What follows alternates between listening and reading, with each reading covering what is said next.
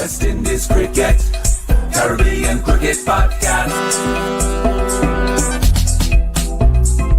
West Indies Cricket, Caribbean Cricket Podcast. Yep. We are 3 balls in, I say 4 balls in actually, and Brandon King has just clipped that one square in front of square and all the way to the boundary rope for 4. Big up, welcome to everyone who's joined the live Watchalong Caribbean Cricket Podcast.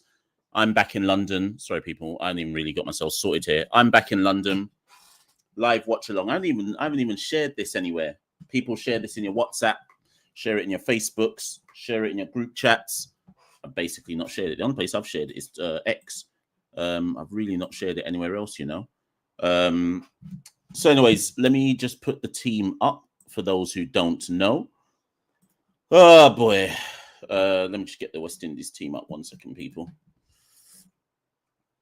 That's Ariel and gone. King drives that straight to cover. Soft. And he's gone for 4. Soft. So soft. I would have done that. Nothing delivery from Shaheen. And all King's done is just literally bat up and catch straight to cover. It was literally a nothing delivery, 8th stump line? And King's just wafted at that one. Just wafted at that and chipped it up to cover. Oh, well, first one down. Sachin says, no foot movement whatsoever.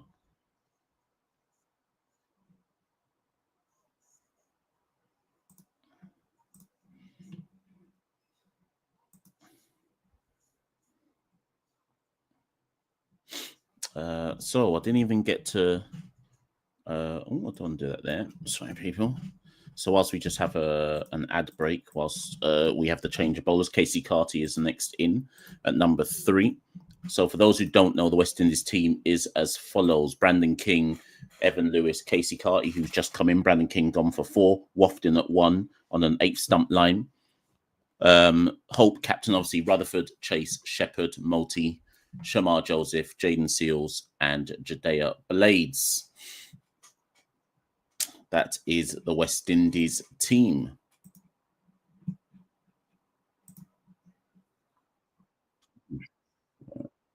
Hold on, let me mute that. Right. Yes. And then I'll just put the Pakistani team at the same time. Just get these men up in the meantime. Have we even had the end of the first over? 1 more ball left in this first over from Shaheen. I don't mind Brandon King getting out like that. My issue is it was a nothing delivery. So it's not so much he got out. This is a Pakistani team, by the way, people. I'll read it out. Well, you can read it yourself. We'll get to it in a minute. So final ball of the first over, West Indies 4 for 1. Carti facing up to Shaheen Afridi. And Casey leaves that alone, just like Brandon King should have done. This is a Pakistani team. If there's any Pakistanis in this live watch along, I'm about to butcher some of these names. Abdullah Shafiq, Saim Ayub, Babar Azam, Muhammad Rizwan, Salman Ali Aga, Hassan Nawaz, Hussein Talat, Fahim Ashraf, Shaheen Afridi, Nasim Shah, and Sufyan Mukim. That is the Pakistan team. West Indies, of course, in their last 12 ODIs at home have won 8 of them. So if there ever was a chance for West Indies to keep up or to win, it's the fact that we are actually in good form when it comes to ODI cricket at home. Let me drink my coconut juice.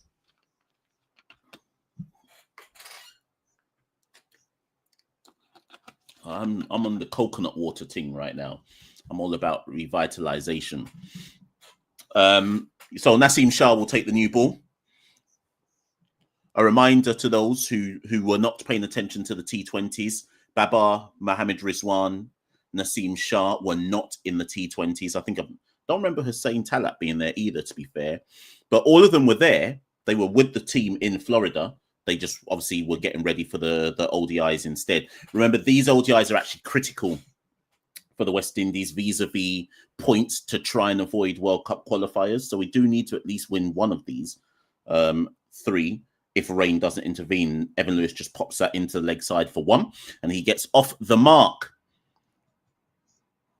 Sachin says, great pod with Carlos. Really enjoyed it. Yeah, it was a good pod with Carlos. If you haven't watched it yet, people, Carlos Brathwaite came on yesterday. Santoki and I chopped it up with him. How many views? Let me see how many views that episode is on at the moment. Sometimes you come off an episode with somebody like, yeah, that was actually decent. So if you haven't watched it, I recommend the Carlos Brathwaite one. It's a really good pod. And again, we talk about things that I don't think anyone else is really doing. We spoke about the fact that Carlos is running to be a director in Barbados Cricket Association. Elections are on Tuesday. And also Carlos lifted the lid on the murky world of T20 cricket. So I suggest you have a listen. Oh, that one rises up. Good delivery there from Naseem Shah. Rises up on Carti. Carti plays inside the line, but good movement, good bounce there from Naseem Shah. Yeah, so the episode with Carlos, let me just go see, is on 4.3K at the moment. So people are watching it, probably getting to it a bit later than others. So go check that one out, people, if you haven't already done so.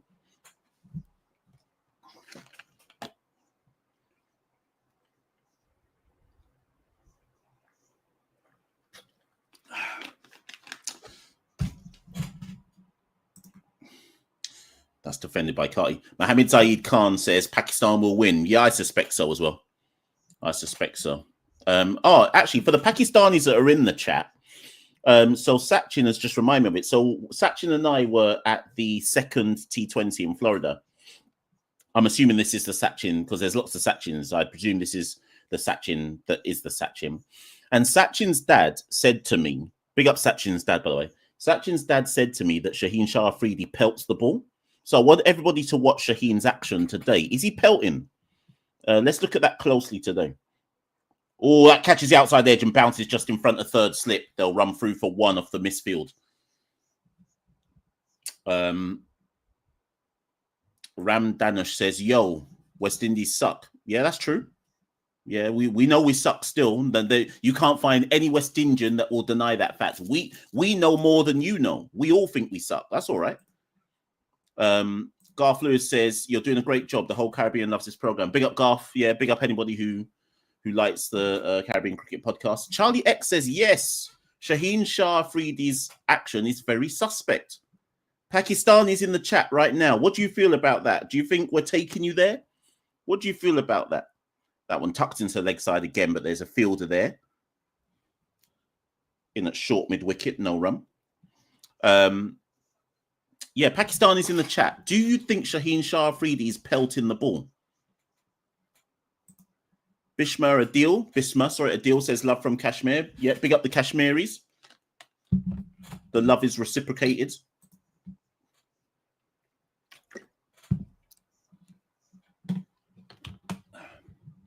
Right, Hunaid Khan says it's not pelting. Shaheen, his wrist flick, he flicks it late in his action. So what people think might be pelting is Shaheen's wrist flicking.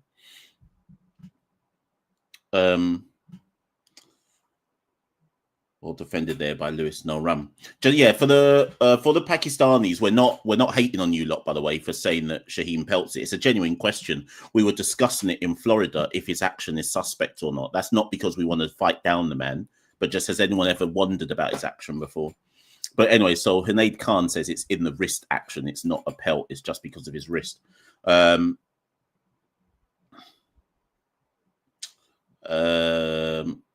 says, where am I? I'm in London. So I was in Florida earlier this week and last week, obviously on the weekend, taking in the 2 T20s against Pakistan, the second and the third one. And now I'm back in London because this is where I live most of the time. Again, those who don't know, so the West Indies team, sorry, the score is 6-1, by the way, after 2 overs. So the West Indies team, Brandon King, who's already out for 4, Evan Lewis, Casey Carti, Shai Hope, captain, Shafane Rutherford, Roston Chase, Romario Shepherd, Gudakesh Multi, Shamar Joseph, Jaden Seals, and Jadea Blades. That is the West Indies side, in case you did not know. Firefox says, why is Kyle Mayers not playing? He didn't play the T20s because of an alleged visa issue. Why is he not in the ODI squad? I think, to be fair to Sammy, the ODI squad is settled, so there's less of a clamour to change the batting lineup for the ODIs. It's pushed into the covers. Actually, might go all the way to the boundaries. Dissected point and cover. It's being run down by Baba. Is that Baba? Oh, that one, Baba. Anyways, he gets 3 there. Who's that? Who's that? Who was running that down? Was that?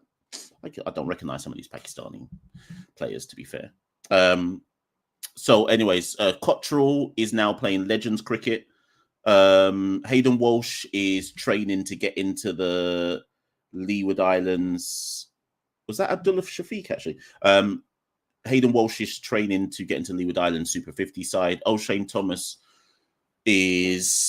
should be training. Obed McCoy, no idea. And Yannick Carrier, we would expect to see in the Trinidad Super 50 squads soon. Abhishek Tal says, who's your favourite cricketer of all time? That's Carl Hooper.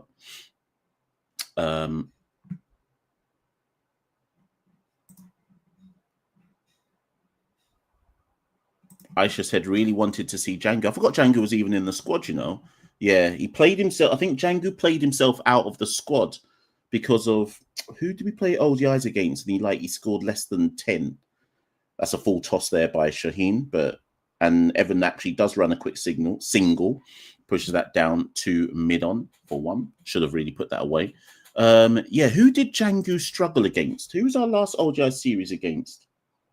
England. And I think if Django played in that, did he not? We played Ireland, and I think Django struggled in the series against Ireland and then was out of the team by the time he got to play England. I think that's how it went. So he's basically played himself out of the side. Doesn't mean he won't get an opportunity, but he's just not first choice at the moment. Otherwise, Casey Carti on strike, he's on 4, and that's left alone outside the off stump. Cameron says, how fast is Johan Lane? About 88. 88, I think. 88. It could be quicker. I was speaking to Carlos Brathwaite about him after we finished the episode with Carlos yesterday. I actually asked Carlos the same question. I said, what does he think of Johan Lane? And Carlos said that he still thinks Johan could get more pace in his action. And he used the example of Sean Abbott, because he says Sean Abbott actually bowls quicker. The Australian bowls quicker than Johan Lane, although Johan Lane should be quicker than Sean Abbott. But Carlos put that down to Johan driven through the covers for 4 by Casey Carti. Yeah, 4 for Carti. He moves to 8. West Indies 14 for 1. So as I was saying to you, so he was saying that one of the reasons why Johan isn't as quick as he should be is because he uses up way too much energy running to the crease. But Johan's a young bowler. He's 2021, right? So he's got a lot of time to work on his craft.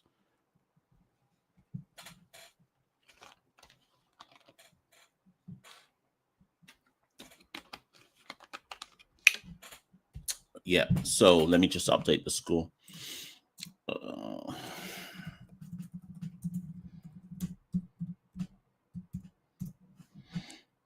That's again left alone outside the off stump by Casey Carti. Far more circumspect than Brandon King was.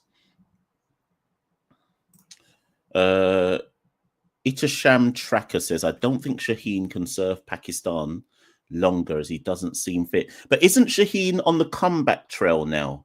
I think, is there an argument to say that Pakistan, what's the word I want to use here? Like, let's use, I don't know how many of the Pakistanis in here currently in the watch-along are football fans, but I see Shaheen kind of like a Wayne Rooney thing, right? When Shaheen broke on the scene, that's down the leg side, has he nicked it?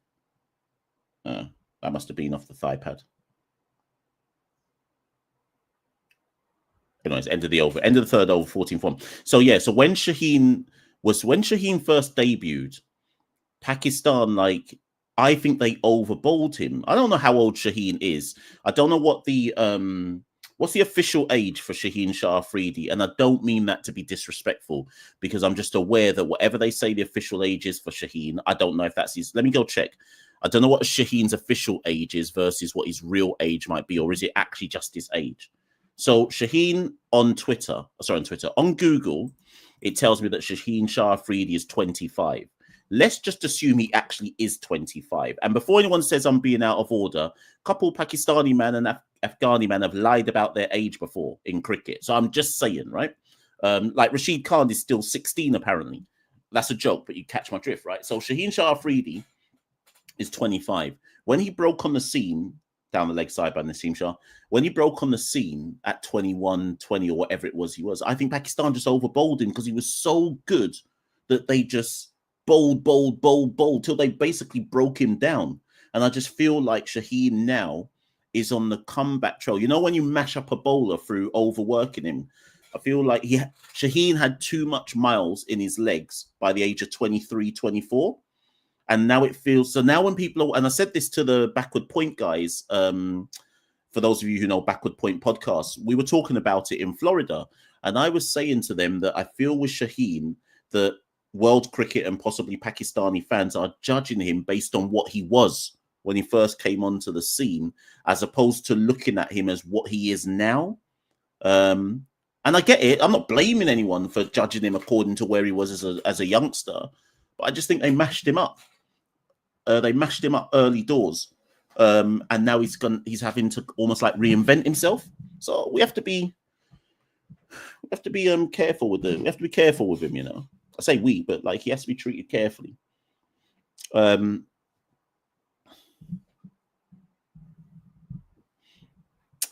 up everyone who's in the live at the moment.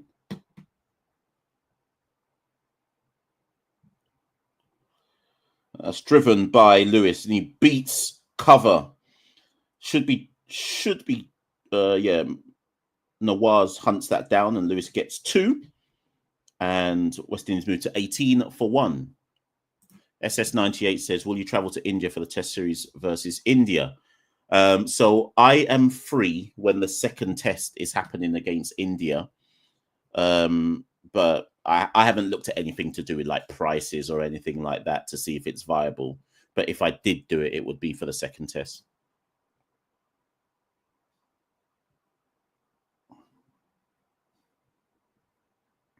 Ooh, catches the outside edge, but will squirt down to third man for 1. Lewis moves to 5. Sumya Brata Sahu says, I live in Wollongong, New South Wales in Australia. I never saw any kids or people discussing anything on cricket. Rugby league and soccer are the main sports here. Cricket is dying globally. Yeah, is cricket dying? I mean, it depends what. I mean, on the whole, I agree with your statement. I think cricket has less interest globally. But oh, that's aerial and goes fine enough. Goes fine enough. There's no fine leg down there, so that's 4 runs for Casey Carti. I'm assuming it came off bat. Yeah, West Indies moved to 23 for 1. Yeah, I think it's suffering globally, cricket, but that doesn't mean it's dead. Like, I often look at things and say it's all about how you market something. Cricket doesn't have to die globally. It's about marketing the sport properly. Okay, like people often say, "Oh, cricket in the West Indies has died," but then you watch a T20 game when West Indies are playing and the stadium's packed, so it's clearly not dead. It's a question of marketing. That's defended by Carti. End of the 4th over. West Indies 23 for 1. Let me update the scorecard. 23 for 1. Casey Carti. Why does this guy find ODI cricket so much easier to negotiate than all the other formats? So weird. I don't know how much Lewis is on, actually. Let me just make it up and say he's on 7 for now, but I actually can't remember. So West Indies 23 for 1.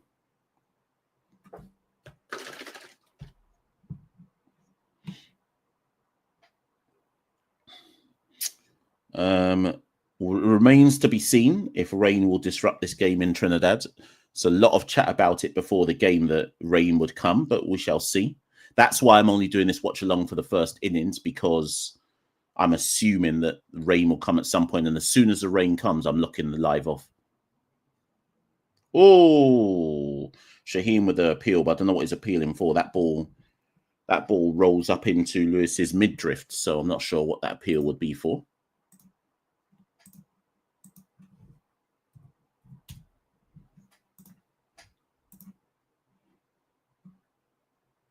Yeah, I don't know the mods. I don't know, like Fireball's a mod. Neeks is a mod, but I guess none of them are in the chat. So I'm going to have to be the one who sorts it out. 1 second. Let me do it. 1 sec. Yeah, I just put up.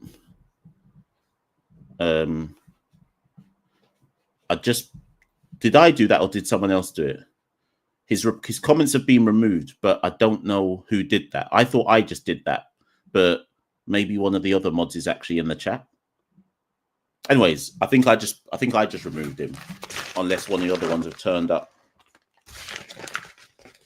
Respect the rules of the chat, please, people. No spamming. I get it. Like, people are spamming because obviously, like, I don't know if you lot know, in the UK, maybe SS98's in the UK, because in the UK, the government has brought in a new rule where you can't watch pornography anymore. Lewis on the hook. And it's 6. Pulls it down where third man would have been, but high. Obviously, the third man wouldn't have caught that. 6 for Evan Lewis. He moves into double figures. Trini's jumping up and down.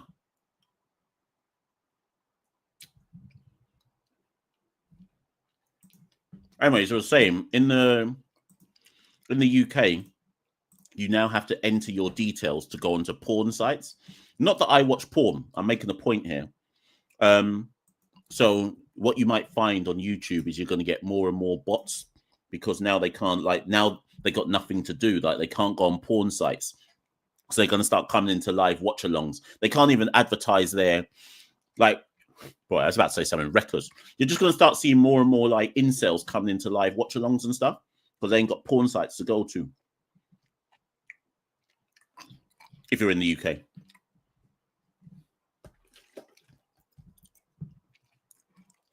Some people think live watch-alongs are like OnlyFans. Couple men turning up here thinking that I'm about to, like, get out my toes and stuff. Allow me, innit? You can't do me like that. West Indies 29 for 1. 2 overs left of the 5th over.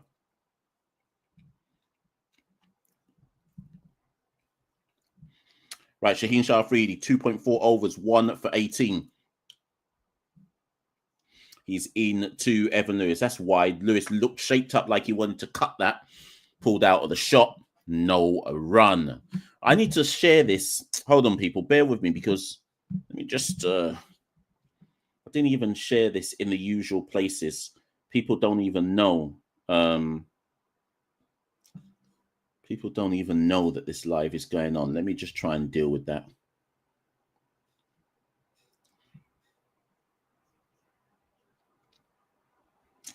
All right, let me... Bear with me, people. I'm just... Wait, what?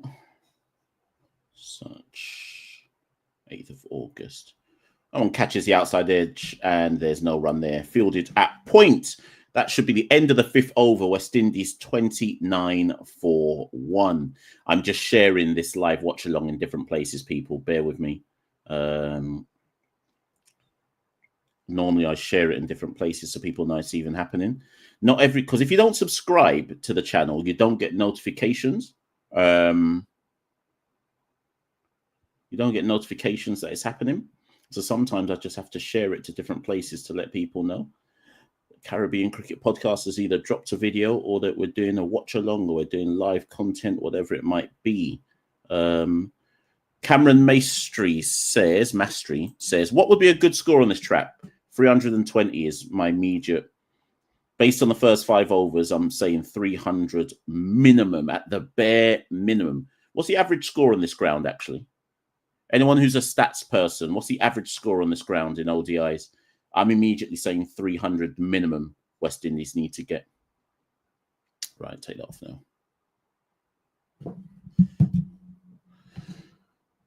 now. Right, so we're back at the start of the 6th over. Naseem Shah, he's bowled 2 overs, none for 10. Sachin says, can our bowling defend 320? No, probably not, but still.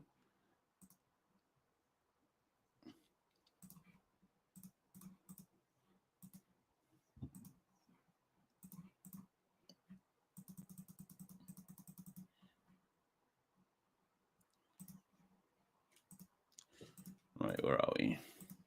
Okay. Denzel says 350. Is Denzel saying 350 is a good score, or that's the minimum score? Thing is, someone asked me that what's happened so far in the first. Oh, that one rises up on, so pins, I should say, Lewis, but that's too high. No run. Yeah, I spoke to someone in Florida and said Brian Lara plays much easier than Queen's Park Oval. So I was expecting 300 plus scores on this track. I don't expect spin to be, obviously we still have to see Pakistan bowl the spin, but I was like, I don't expect spin to be as dominant on the Brian Lara ground as you would expect it to be at Queen's Park Oval, but we shall see.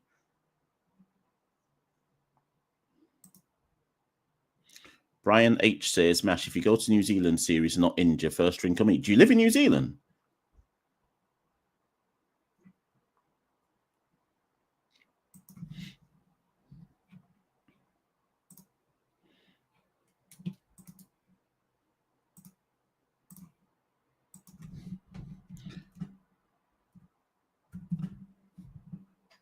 Just updating the score, people. Yes, Evan Lewis, 3 balls bowled in the 6th over from Naseem Shah into Evan Lewis. And that's defended down the track. No run. Okay, so Brian's planning to go to New Zealand. Okay. What I'll do, Brian, is before I go back to work, as in my normal day job on the 1st of September, I'll at least investigate what it would cost or will cost for me to go to New Zealand. I'll at least have a look at that and then start to work it out from there. Cameron says, was resting Alzari Joseph for this series the right decision? Yeah, so I agree with you, Cameron, in that I was under the impression they were resting Alzari Joseph for the T20s. It's tucked into the leg side, no run. I thought they were resting Alzari Joseph for the T20s with a view for him to be ready for the ODIs because there's points on the line. But evidently that's not the reason. But then I don't know. Maybe what we don't know is what they've been seeing in the nets and stuff from Alzari. Maybe he's really down on pace, and they were just like, you know what? Similar to what the point I was making about Shaheen. If you see him as your premier bowler in the white ball format, you have a decision to make. If you know from what you're seeing in the nets that he needs to be rested, then you have a decision to make. Do you rest him for the longer term benefit, end of the over, no run? So do you rest him for the longer term benefit, or do you try and go for the short term gain of points?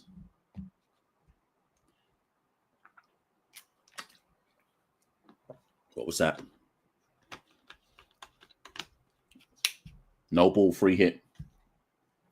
So final ball of the over, Naseem Shah oversteps. It's a no ball. And luckily it's Evan Lewis who's on strike for this free hit. So you know that Evan will try and throw the kitchen sink at this next ball. And it was a really good over from Naseem Shah. Only one off it.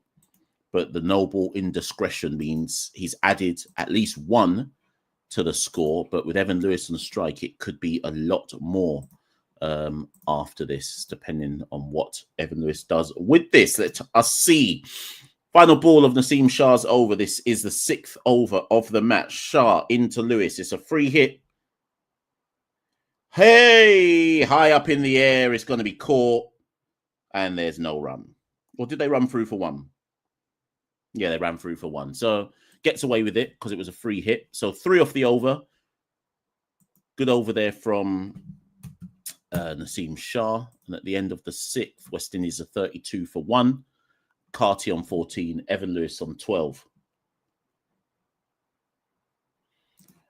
Navy says, where to watch in India? I have no idea. Fan code? That's usually where to watch. Reggae Boys commentary. Big up Reggae Boys commentary. You should all know Reggae Boys commentary by now. Pick up Simon Preston. He's watching on the Cricket West Indies YouTube channel. So I can't remember if Cricket West Indies YouTube channel is geo free for everyone, but try that first, people. Usually it's geo free for everybody. Is it outside it or is it in the Caribbean? Within the Caribbean? Oh, I can't remember. Go and check it out first, though, people. Shatil says, would you much rather Zimbabwe versus West Indies or West Indies versus England in West Indies, considering your views on two-division Test cricket? Listen, my view on all of this is very, very simple, right? Every other sport in the world, not every other sport, but other sports recognize that when you are rubbish, and you aren't rewarded for being rubbish. So the best example to use is the Nations League, whether that means you look at the European version of the Nations League, because we're in the Caribbean, look at the Caribbean version of the Nations League, right? In the Nations League, in football, CONCACAF, teams are split up into 4 groups, A, B, C, and D. It might just be A, B, and C, in fact, right?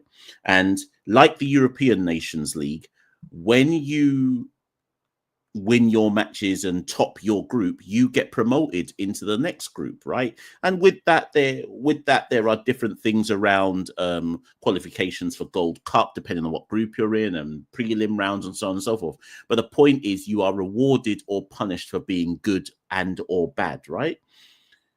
Cricket is stuck in a colonial structure which is not fit for purpose in 2025. We no longer live in an era of plantations and massa, but some of you are trapped in a colonial mindset in your minds. I am a West Indian. I want West Indies to do well in cricket, but I'm not dumb. I understand the fact that we are useless, so we should be punished for being useless. We shouldn't be rewarded for being useless, and we deserve to be in a second tier of cricket. And if that means we miss out on cricket against England, so be it, because you should only get rewarded when you're good. However, when two-tier cricket happens, because it will happen, my only thing is it has to be fully funded for the teams who are crap in the second tier like ourselves. And more importantly, there has to be an option for promotion relegation. So if it means that in the short term we miss out on playing England, so be it. England are crap anyways. They'll be relegated to tier 2 at some point in the future with us. And actually, what West Indian fans need to be more worried about is, can we avoid getting relegated to tier 3? Never mind whether we can play England. We need to be worrying about whether we go down to tier 3. That's the real talk that people, that's the unfortunate truth that people don't want to actually discuss. Anyways, 34 for 1. Get off my soapbox. Short ball from Shaheen. Lewis is happy to duck out the way of that. Hunaid Khan says, Mash, how is Blades as a bowler? Because Pakistan have a habit of making players look like stars. Jadair Blades needs more pace. I think he relies on swing more so. He looks like he's got an ability to develop some variations, but the reality is, for someone like Jadair Blades, Hunaid, is he shouldn't be in the West Indies team right now. If his progress had been done properly, he'd still be in 18 cricket learning his craft. But Lewis, that's straight down the ground. Couple bounces, but actually didn't actually connect properly, and that's hauled in by Shafiq, I think it is, and that'll be 2 runs for Evan Lewis. West Indies moved to 37. Yeah, so Jadair Blades should actually be in 18 cricket. But because we have a paucity of left arm seamers in the region, it is what it is. He is where he is.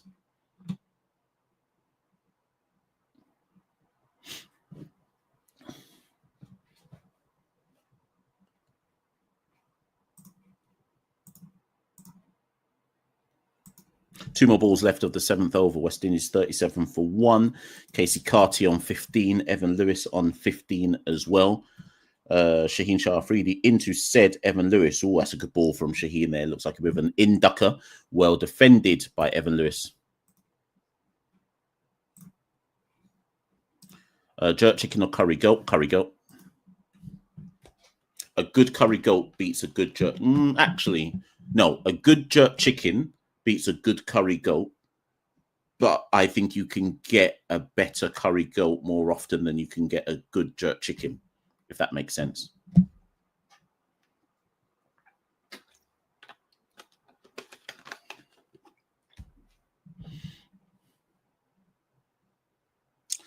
Right, final ball of the 7th over. Again, in ducker again from Shaheen, but Evan is able to play around his pads and tuck that behind square for 2, and that brings an end to the 6th over.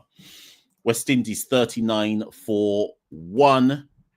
Carti on 15, Evan Lewis on 17. So already, I know Evan's only on 17, right? But already some of you might now understand why I was saying in the T20 series, we still probably would have lost to Pakistan. Don't get it twisted. But it was clear that Evan Lewis was a miss in the squad, right? It was a clear, obvious thing that we needed someone like Evan Lewis around. Right. Where is... Do you know what I'm going to do? One. How do I do this again? Reggae Boys commentary says, Mash, will you be on until 3 a.m. UK time? No chance. So the plan, I'm already tired and we're only... I'm already tired and we're 36 minutes in and we're only 7 overs in. I'm basically, Simon, I'm hoping that rain comes so I've got a reason to stop in the first innings.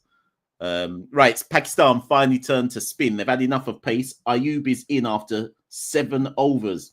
He'll bowl the 8th. He was causing chaos. He was causing chaos in the T20 series. Surely, in a 50-over game, West Indies will understand that they don't need to play risky shots here. If you can't pick the spinner, at least just play him out. So let's see. Ayub to Carti. First ball was a dot, by the way. Oh yeah. You see when you hear a Pakistani go, oh yeah, you know a wicket's coming soon. Boy. Anyways, that was a dot defended into the offside, no run.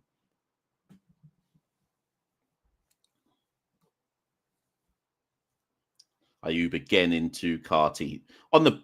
Oh, that's well fielded, in fact, extra cover, short extra cover, no run. Is that Baba? Yeah, that's fielded by Baba at short extra cover, no run.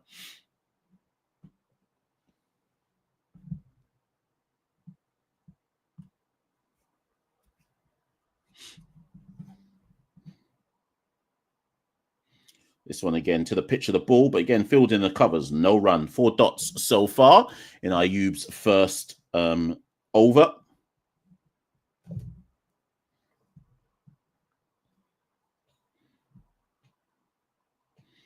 Sorry, people, I am going to come back to the thing in a minute. There's something I want to do.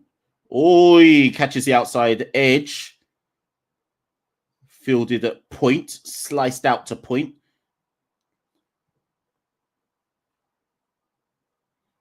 Yeah, Carti didn't know what he was doing there. I think he was trying to turn that into the leg side. Slashes it, slices it into the offside instead, just in front of a point fielder.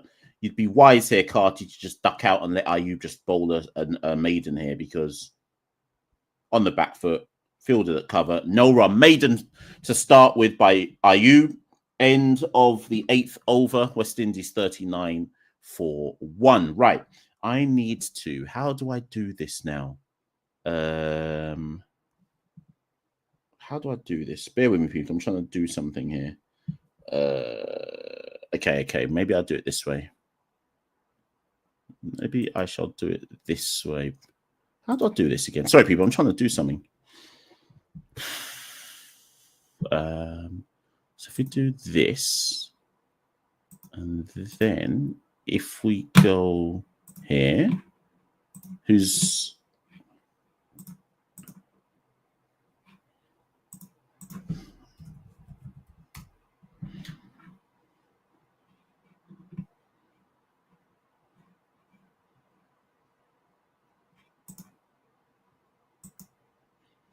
Oh, this takes too long for me. I'm trying to do something here, but it takes too long for me to organize this. I'll soon do it, though.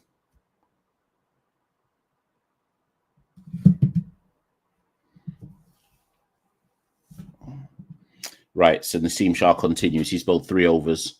He's changed ends, 3 overs, none for 13. Cameron says, Mash, if you could pick 3 Pakistani players for West Indies, who would you pick from the current side? Machel, because he's a wrist spinner and we don't have one.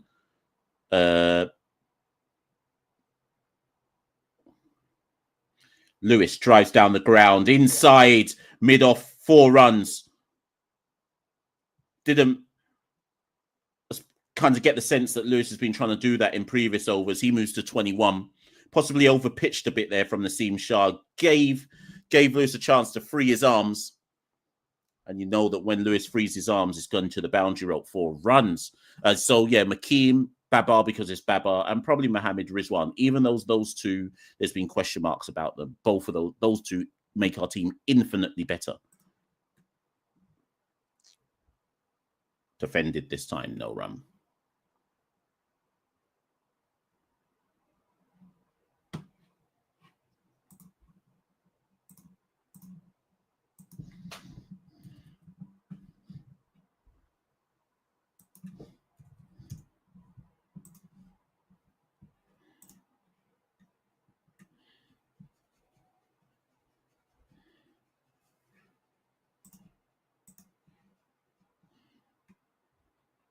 So those who've missed it, who've only just jumped in, Brandon King went when the score was 4 for 1. So Lewis and Carti nearly close to putting on 40 runs here, just 1 run shy of putting on 40.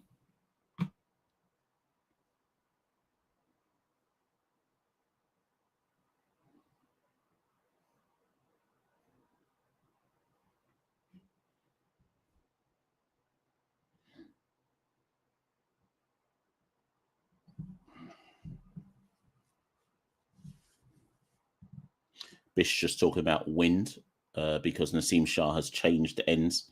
So he's saying that Naseem just has to get used to the wind and the shape of his delivery. Anyway, Shah into Lewis, defended. In fact, they go for a quick single. Shaheen Afridi is at mid-off, too far back, and they're able to run through. That takes the partnership up to 40. West Indies 44 for 1. Evan Lewis is on 22.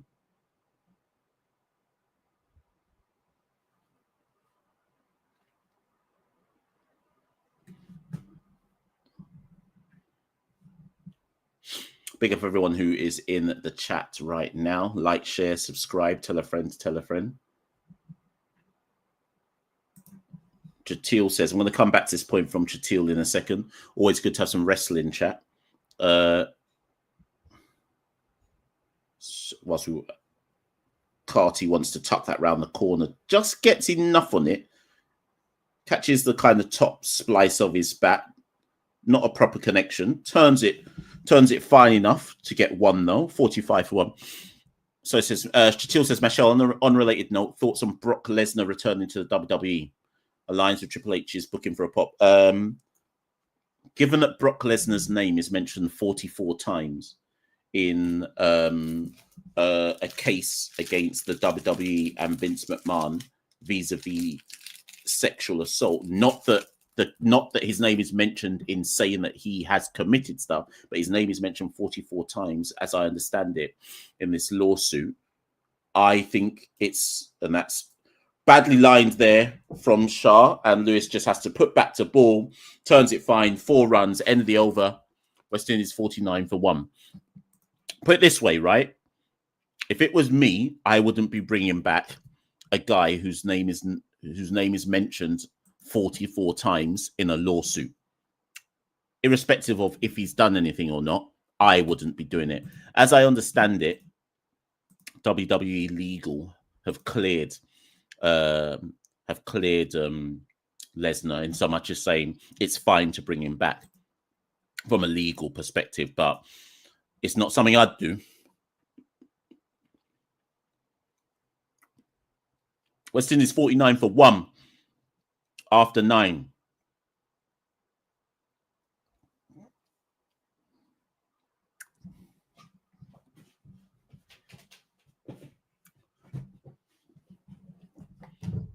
I wonder if Santoki's updating Twitter. Let me just check. Are you back into the attack? Slice down to third man. There's no one there. And for Freed is actually able to hold that in. That's well fielded. They'll probably come back for 3. Yep, they come back for 3. West Indies move to 52 for 1. Well played there by Carti.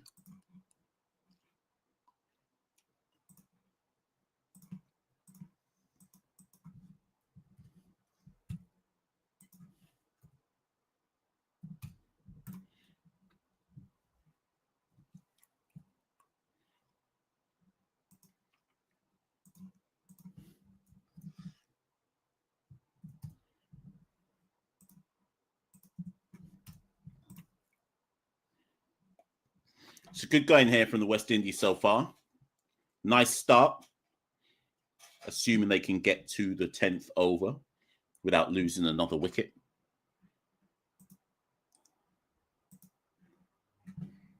Ayub goes round the wicket to Evan Lewis.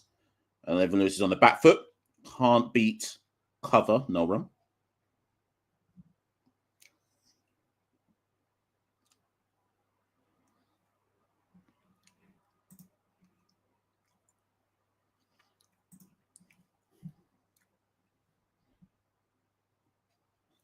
Ayub again into Lewis. Lewis swivels on that and pulls it. 1 bounce and well saved again in the deep, down at deep mid wicket. Lewis is able to come back for 2.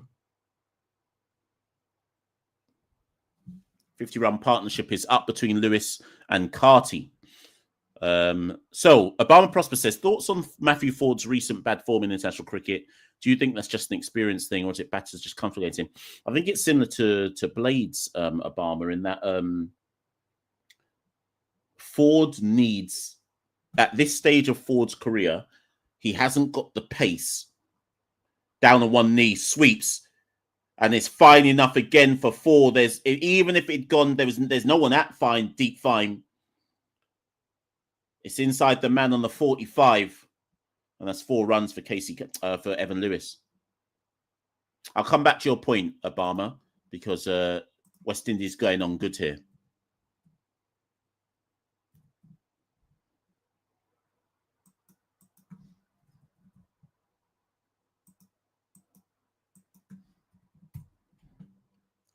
Evan Lewis not letting Ayub dictate to him. I'll come back to Obama's point about Forde in a minute.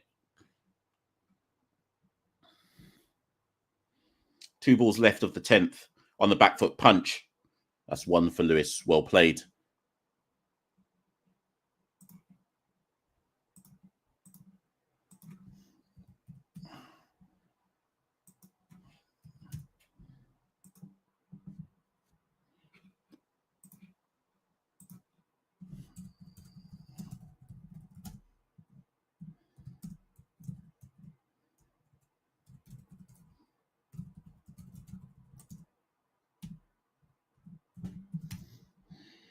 Carti uses his feet through Babar Azam. A short extra. But there's somebody sweeping behind him. No run. That brings an end to the 10th over. Casey Carti is 19 from 23. Evan Lewis is 33 from 33. Good start from the West Indies, this. Although it does look like a nice batting wicket today, but we shall see, obviously, as time goes on.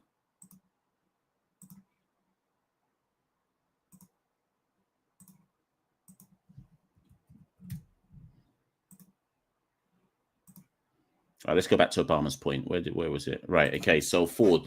So I think Forde struggles when there's if there's nothing in the track. I don't think Forde.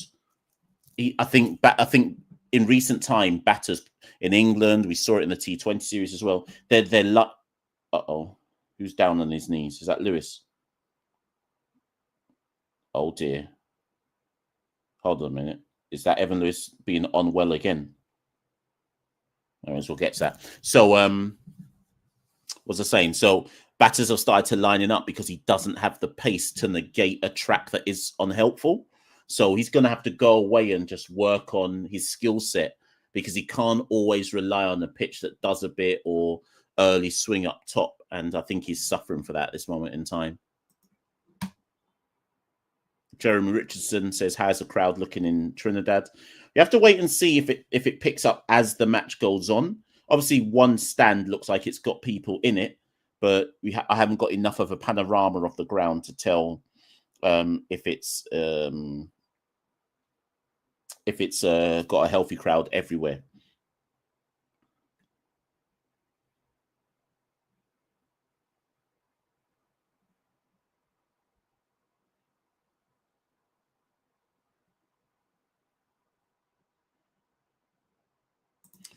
Nikhil says, big up Mash. I've been following you all the way back from 2020 from India.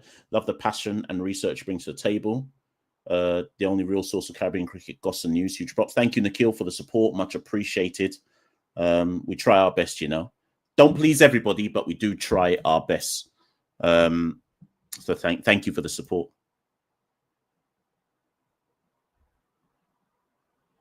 Denzel says Forde has suffered since he's put on more muscle. Interesting. Hadn't thought of looking at it like that. Cameron says it's sad what happened to Kimo Paul. He had a higher ceiling than Forde. Kimo Paul was really good when he broke. When he first broke into the scene, Kimo Paul was really good. I don't think we should write him off. But again, he's another one who always seems to get injury after injury. Let's see how he goes in CPL.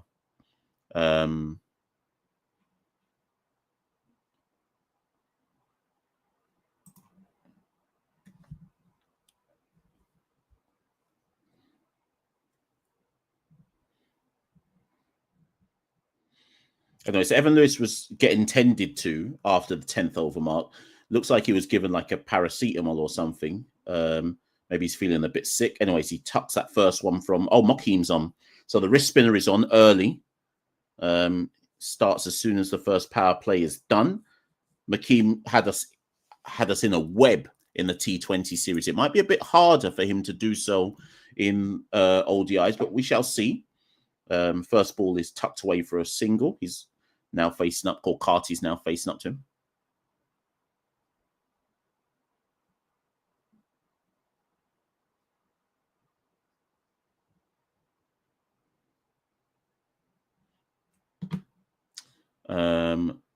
Where are we?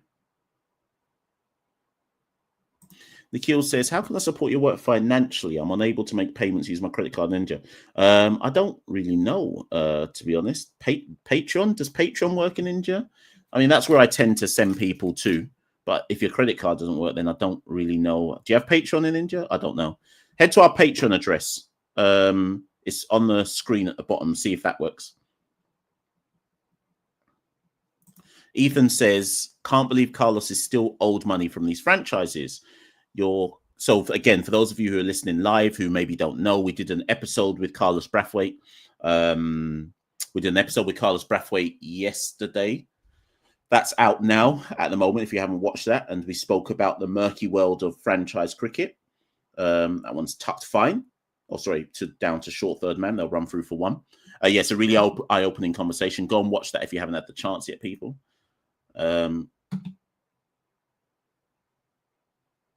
SS Gaming says, what's your favorite World Cup?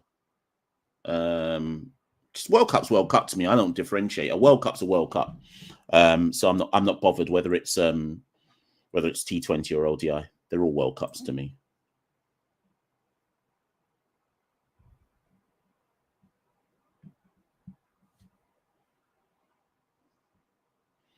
Makim, and again, pulled by Lewis. Is there anyone out there, though? Has he got enough muscle on it? Yes, he has. It's a 6. We forgot about Evan Lewis's muscle. When he hits it, it stays hit with Evan Lewis, and he moves into the 40s. He moves to 41, not out from 36 balls, connected with it, and was able to pull that in front of square for a 6.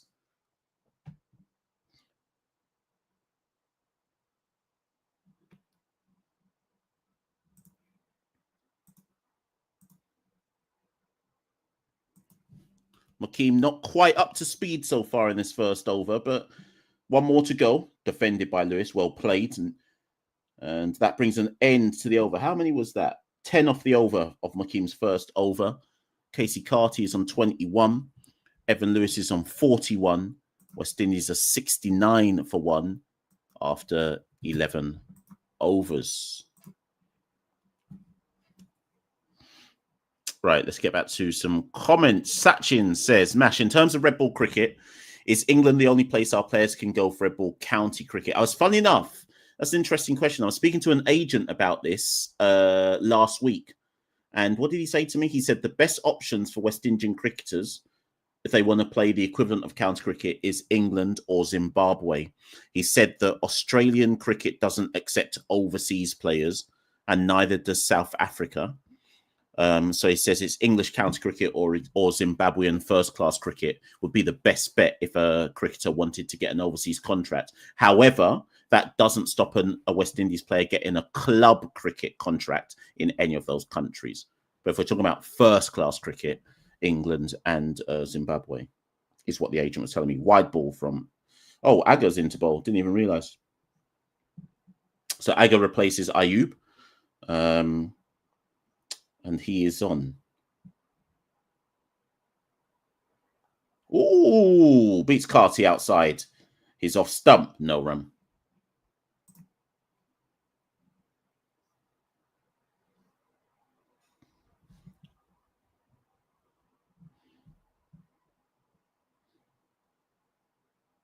That's pushed into the covers. 1 run for Casey Carti. He moves to 22.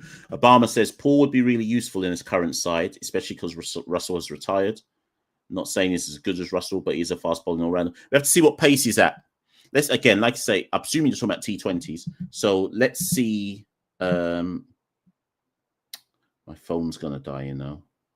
I need to charge it. Yeah, let's see what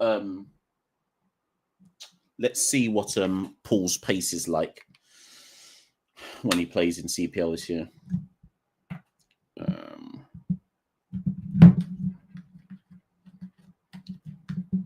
Okay, sorry, people. I'm just trying to charge my phone here.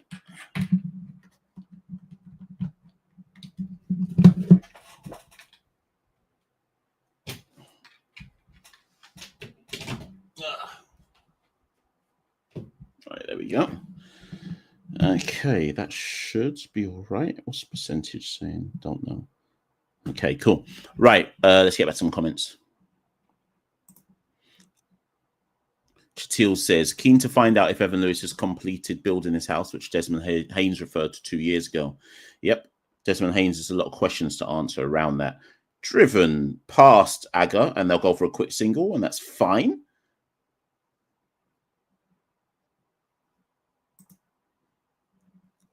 Sachin says, Kimo had a higher ceiling than all Guyanese players in the current era. Unfortunate what injuries did to his career. Yeah, totally agree with that. Totally agree.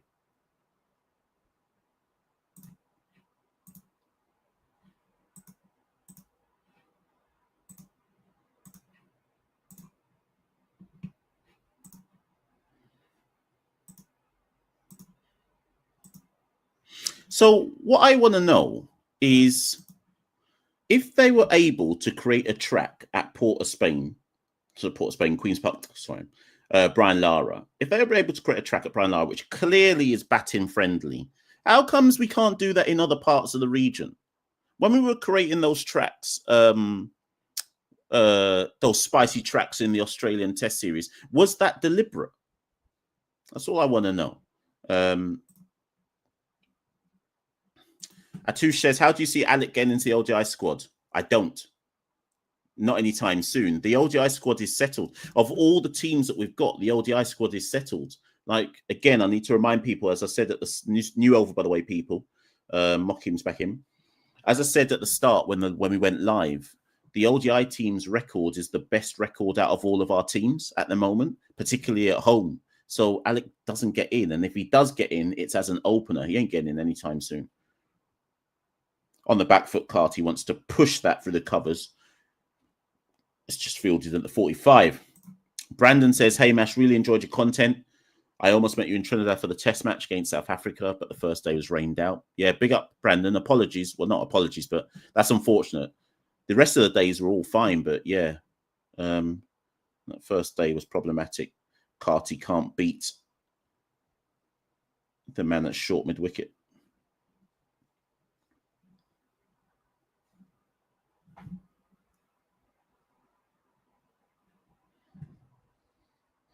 Makeem in again to Carti, who's struggling to work Makeem. Where's Evan Lewis was happy to pull and attack Makeem. Carti having more difficulties here with the wrist spinner. 4 dots. Good comeback over here from Makeem. He's got Carti tied down.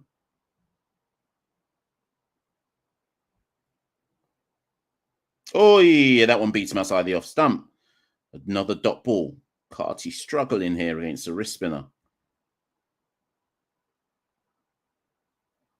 Yeah, a bit more drift there on that one from Makeem. Final ball of the 13th over. Quicker ball there from Makeem. And this time Carti is able to connect. Beats the point fielder and it might... No. There's sweeping in the deep and Carti gets back for 2. Bit spoilt there at the end there, Makeem. Bit of a drag down. Lets Carti get away with 1. And I'm going to come back to this point from creative. Let me just update the score.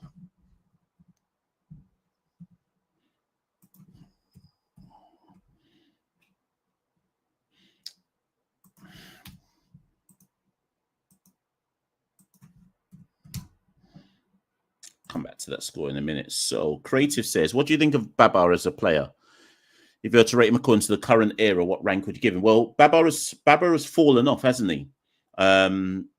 He's fallen off in of recent times. So at the moment, Babar is just ordinary. But that's not a bad thing. As long as he finds his form back again, it's cool. But right now, he's just ordinary. But even an ordinary Babar Azam, if he came to play for the West Indies, he'd be the best player in the whole region. But by his own standards, he's just ordinary right now.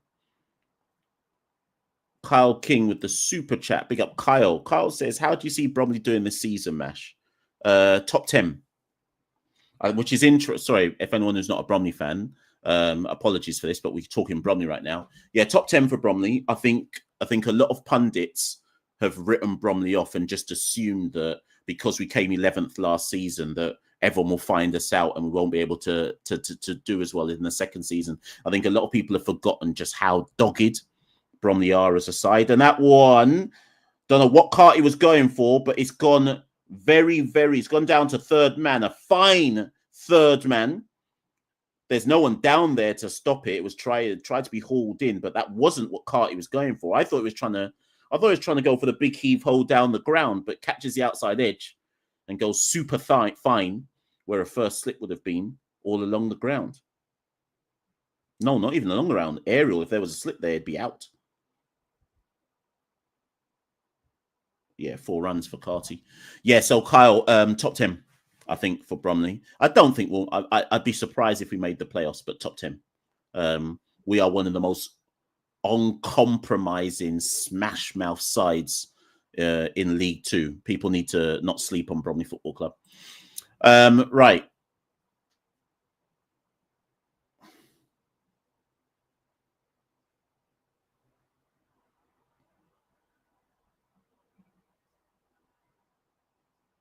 Chatiel says, I don't see the point of creating bowling tracks for West Indians who can't bat. Yeah, exactly. I've always said that West Indies should create batting tracks. Like, first learn how to bat and then worry. Like, I think I said it all the way through the test series. I kept making the point that we were creating tracks that suited our strength. But because it was Australia, it negated our strength because they can bowl as well, right? Those spicy tracks that we created, those spicy tracks that we created against Australia.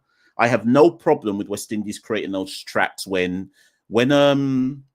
Pakistan come to play us in Test next year, when Sri Lanka come to play us in Test next year. I have no problem with us creating spicy tracks against those two sides, right?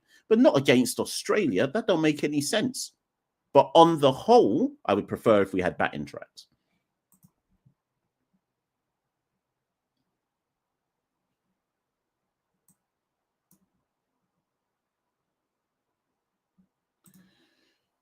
Obama says, given that Carlos spoke about speed camp, is it too much of a financial strain for us to send a couple fast bowlers over? Because some of our bowlers could use it, e.g. Oshane or maybe... Right. Who told me this point about Oshane Thomas? Who was I having this conversation with? Who was I... If you're in the live right now, I can't remember. So this was obviously in the last 2 weeks. So in the last 2 weeks, I don't know if this was when I was in Jamaica or if it was when I was in Florida, but somebody I was having a conversation with who is close to like the levels within West Indies cricket basically said to me, who said this to me? Oh, I know, but I can't say that. Right. I remembered who said this to me, but I can't say the name. Right. So right. I was speaking to this person about Oshane Thomas, and the person said to me that, oh, and that one looks like it's going to be out. Carti's not going to get away with it this time. Badri says it's unfortunate, but I think Carti's been riding his luck. You know, it was a full toss down the leg side, but Carti's been struggling to read Makeem. And Makeem might well say, well, you know what? I should have got you out before this anyways. Carti goes.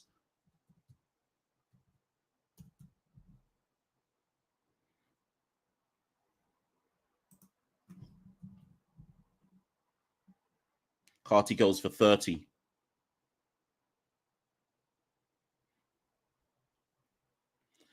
So they're saying on comms. 1 second. They're saying on comms that it's unfortunate. They're saying that it's unfortunate for Carti to go like that. But my thing is, right, Carti's not been timing it. So I hear where do you lot stand on that? I don't see that as unfortunate because Carti's already been playing shots where he's been skewing it off the outside edge, splicing it off his bat, not really knowing how to beat the inner field when Makeem's been bowling. So, yes, a rank full toss down the leg side, but I don't see that as unfortunate. I see that as you've got out because you haven't been able to time him, right?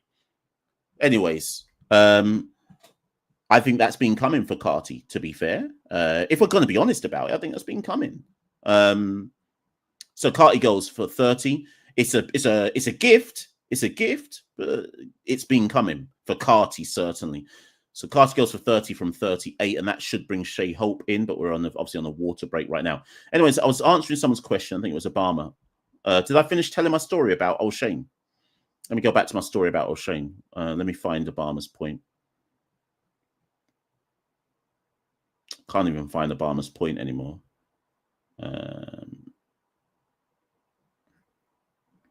I can't even find Obama. Oh, did I go past some people's? I think I missed some people's points. Sorry if I scroll past some people's points, people.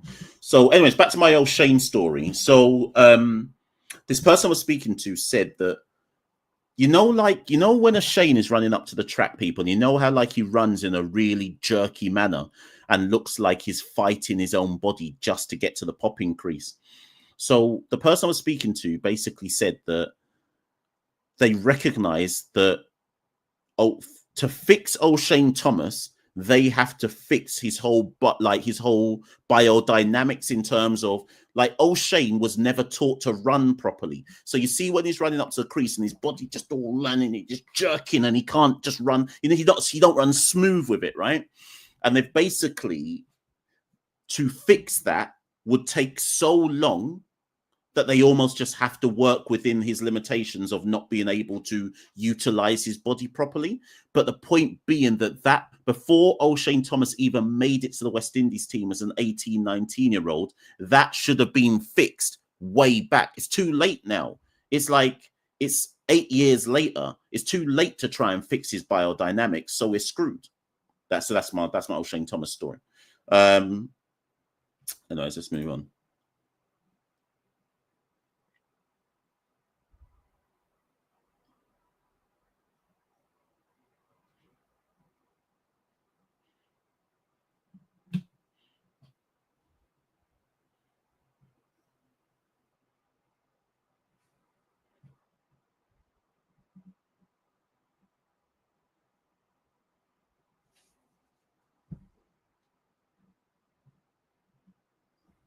Suraj says West Indies need 350.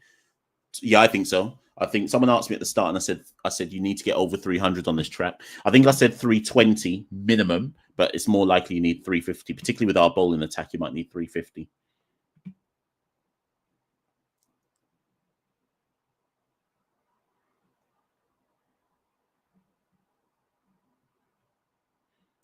Oh, Nikhil, thank you, Nikhil, for the super chat. Much appreciated.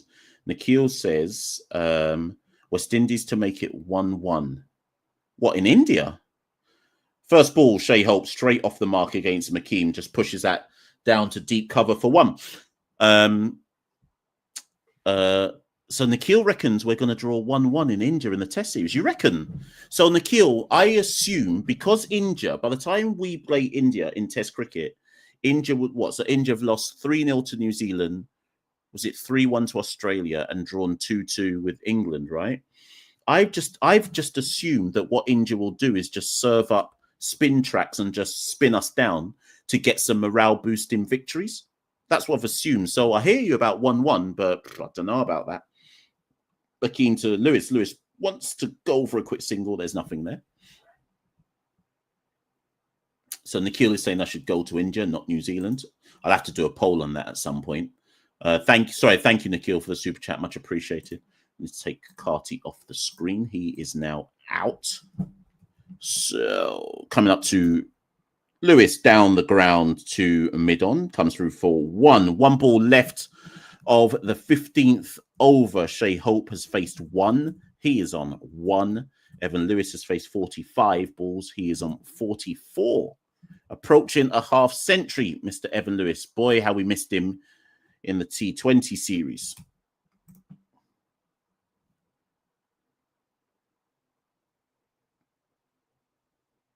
Okay, so 1 ball left of this over. Hope forward, wants a quick single, tells Lewis to get moving, gets it. Good run in there from Shai Hope. And that's the end of the 15th over. So there we go. 84. What have I just done there? Why have I done 84 for 2 twice? 84 for 2 for the West Indies. Shai Hope is on 2. Evan Lewis is on 44. I've been talking for an hour and 11 minutes. I need to go and have a bit of a break. Let me just get to a few comments and I'm going to have a bit of a break, people, so I can go get a drink or something. I haven't had dinner. Versh says, Mash, if West Indies win against India, serious questions need to be asked about Gambia. 100%. I'd say if we even win a test in India, Gambia needs to be sacked. That's me personally. Not with the record he's on so far. Greeno says, how West Indies looking so far? We're doing good. Both Carti and King's dismissals were avoidable, but we're doing good otherwise. Evan Lewis looks good on his return to the side from injury.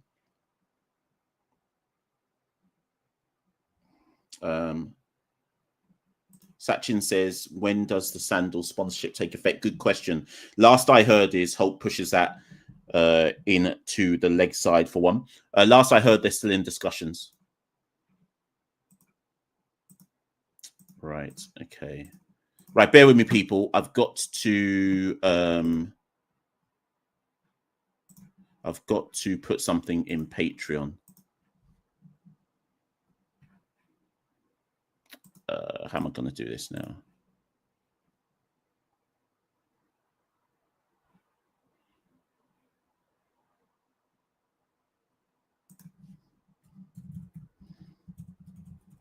I am still here, people. I'm just doing something. Don't know how to do this, you know. Jaja. Oh, I know what to do. Right. Okay. Sorry. Bear with me, people. I'm still trying to do something. Right. Copy. Let me do it. Let me do it this way.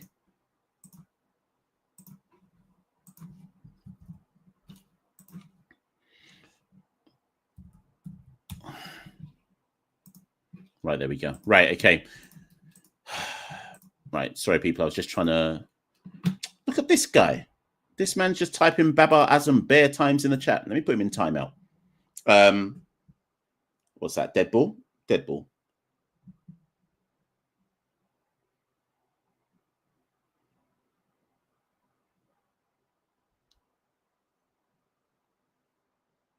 Malik says, what do I think of Salman Aliaga as a player?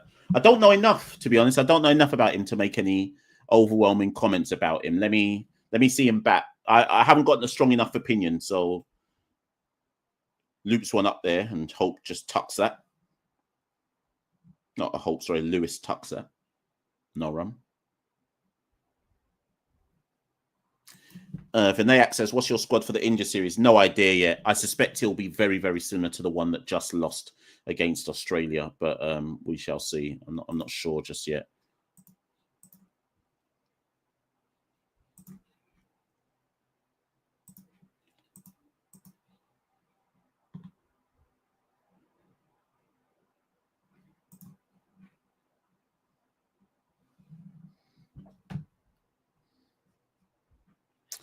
Right, so let me just update Twitter, people, because I don't know where Santoki is, so I better just update Twitter. What's the score? So hide that comment. Ace 5-2. It's impossible to do a watch along, update Twitter, and try and talk on this watch along at the same time.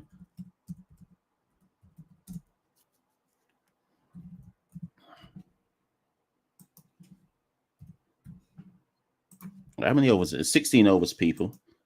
85 for 2. Who's this now? Ashraf is change in bowling. Change in bowling. Ashraf is going to come in.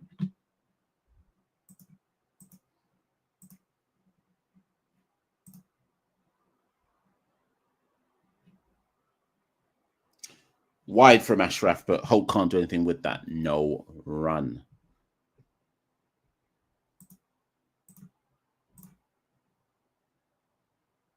Real Legit says, I think West Indies should give up Test cricket and just concentrate on cricket.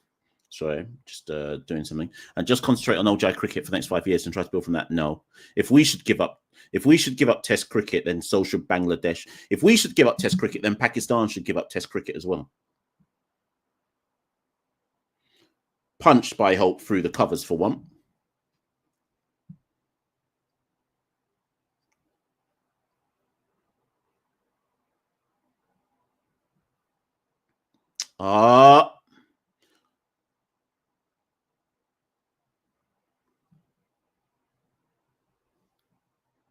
Sorry, people. So what I'm about to do, this is why I've been on my phone, because I'm trying to fix something.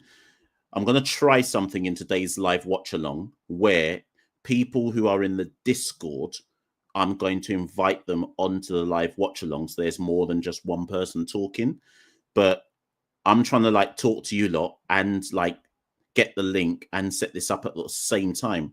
But I'm an uncle out here. So this is proving difficult. Evan Lewis on the pull again. This is massive. It's behind square. It's 6. Evan Lewis reaches his 50. See what I mean? I'm trying to do links. This time Evan Lewis is trying to hit a 6 and I can't do everything at the same time. Evan Lewis reaches his 50. That's his 12th ODI 50. People often forget that Evan Lewis actually averages over 38 in ODI cricket, you know. But because my man was building houses and all sorts, we just forget about this stuff.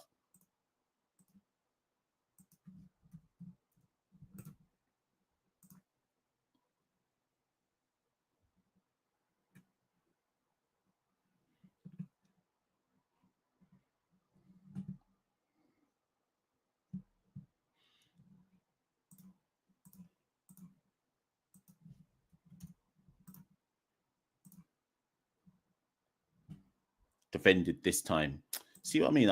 There was me trying to give these Discord people the link, and now I'm having to update stuff because Evan Lewis is doing Evan Lewis things.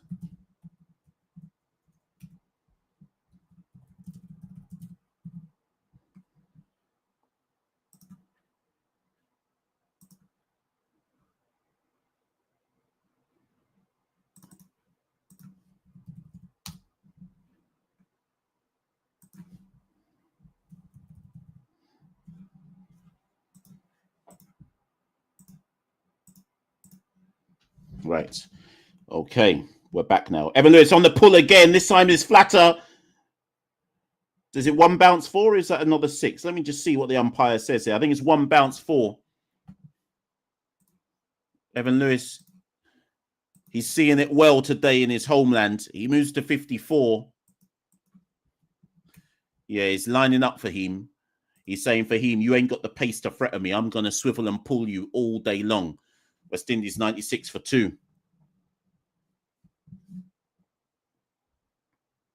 What's going on with my phone now? Jaja. Can't even see the pictures. Where the Jaja?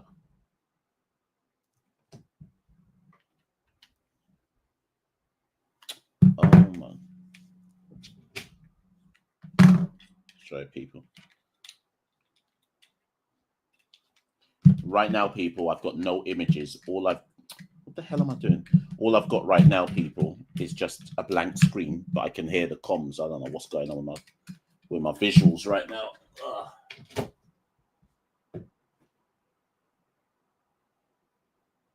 Okay, that's that. The hell? One second, people. Right about now, I've got no visuals. Oh, Bomboclat. I've got no visuals, people. Let me try find my visuals. What's going on with my visuals, cuz? I'm back in the game. I've got my visuals back. I'm back in the game. Aga back onto bowl. Hope tucks that into the leg side.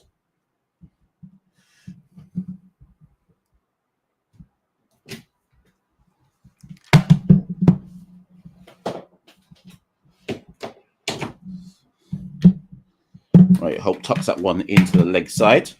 And we move on. Hope again. Hope on 4. Evan Lewis on 54.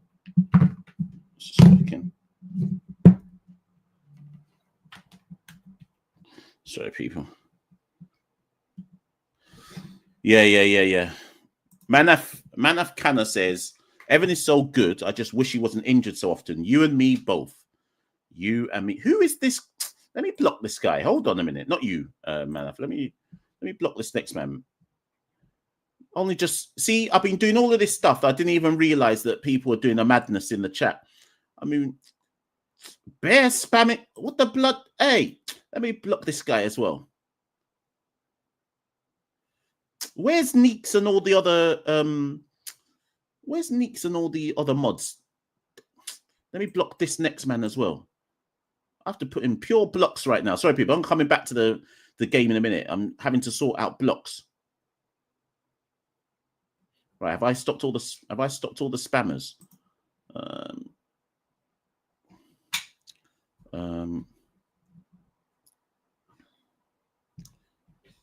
I think I've stopped all the spammers for now. Someone let me know if there's any more spammers I need to get rid of. How do I put people on mod again? Fam, I'm an uncle out here, you know. I'm a big uncle. Live watch along got me trying to work out how to put people on mod. Oh, let me try put Sachin as a mod. 1 second. Let me see. Let me click Sachin right here.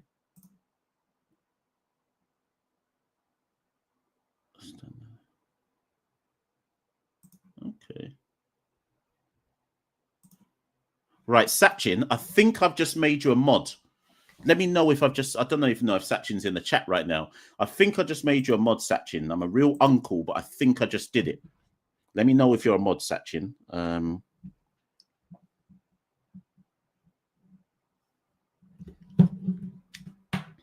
Sachin is still in the chat. Can he confirm that I have made him a mod? Yeah, I can see a spanner next to your name, so I think you're now a mod.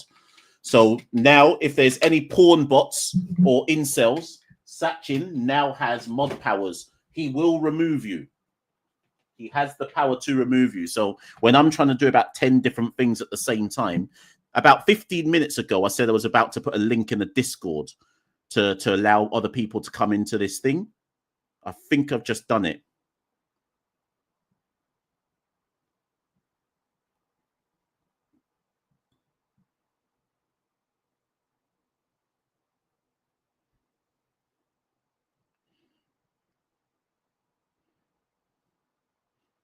Right. So people, what I've just done. So if you become a Patreon, and that should, do you know what? I should actually be even all now, I should be pushing the Patreon. So there's a Caribbean Cricket Podcast Patreon, people, which I've just upgraded the tiers for. So, and this is after doing market research with people who are all existing patrons on Caribbean Cricket Podcasts. And what we've done is, if you go on, the link is on the ticker tape below. And what we've done is, and that's a 4 there by Shai Hope. Ordinary fielding down in the deep point. Pakistan, ordinary stuff from Pakistan at the moment. West Indies move past 100. They are 102 for 2. So we've added extra Patreon tiers. So in future, watch-alongs will allow Patreons to be, so it's rather than just me talking on the screen. If you're a Patreon, you also talk in the watch-along. Does that make sense? So what we're hoping going forward, or what I'm hoping going forward, is that a watch-along is very much a community event. So rather than just me just waffling for 3 hours or something, you'll see about 4 or 5 different people on the screen. Not like a live call-in where someone comes in and then disappears. It's just like, it's an added benefit for Patreons. Today's one, I'm letting any Patreon do it. No, sorry, I'm letting the Discord Patrons do it. You can only be in the Discord if you are a Patreon. You have to be a patron to get into the Discord and get the link for the Discord. And I think that's like £2. That's like £2 in your in whatever your currency is. So yen, rupee, euro, whatever. And that just gets you into the Discord. Once you're in the Discord, for today's one, I'm letting anyone who's in the Discord jump into the live watch-along. In future, you have to be at a certain tier to be able to jump into these live watch-alongs and effectively do what I'm doing, which is talk through the match, etc. Go check it out on Patreon. Like I said, I've updated the tiers. Go and have a look. I'm not saying you have to become one. I'm not forcing anyone to do anything, but it is there if you are so interested. Anyways, Ayub is in to Lewis, who's down on the sweep, can't connect.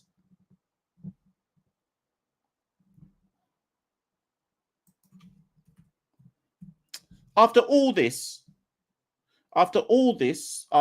the link in the Discord, no one's even pressed the link. After all that trouble, like a big uncle, after all that trouble, no one even... Oh, Lewis has gone downtown.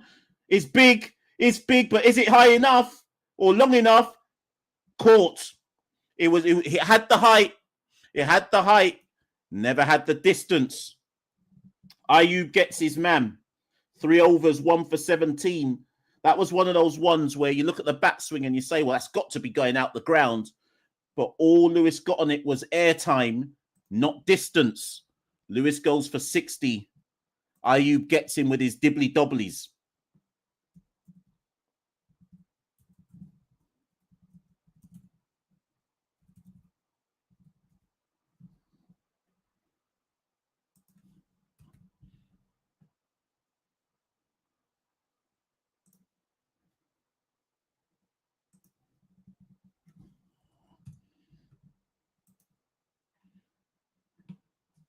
So Lewis gone for 60. West Indies going to have to start again now. Shaheen Rutherford should be the one who comes to the crease. I was looking at Shaheen Afridi, just assuming he was going to drop it, but it's a really good catch.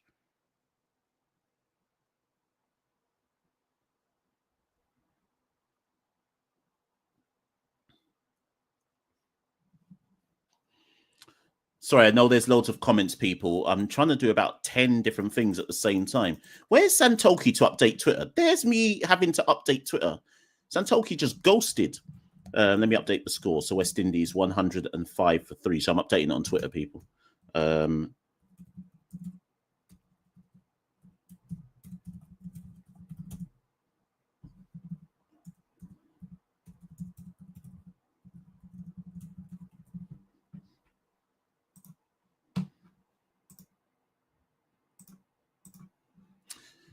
Right.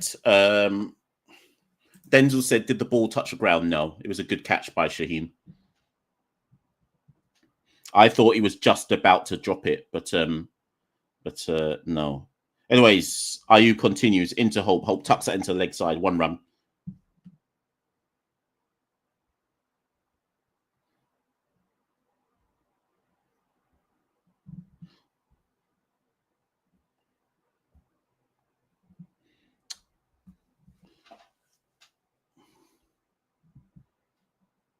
Vinayak says, I'm excited for this year's CPL. Love from India. Do you know what? So I emailed this, I sent a message to the CPL people a couple of days ago saying, what are the squads for CPL? Because I think the Asia Cup has messed up CPL. So there's been so many changes, and that's why there's going to be updated squads sent out, because there's been so many changes due to Asia Cup representation. So, so yeah, we don't even really know who's in what squads at the moment. Can I make Celine a mod as well?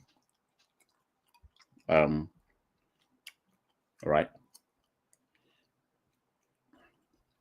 When last did Celine comment? Lorenzo says, what platform am I watching match on? I'm watching it on Discovery. It's a channel in the UK.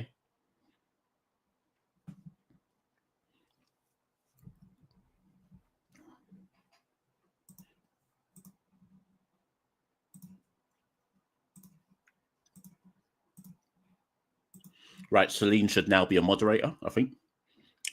Slice shot from Hope goes down to third man. There's no one there, 4 runs. Vinayak says, will Holder be part of the India series? No.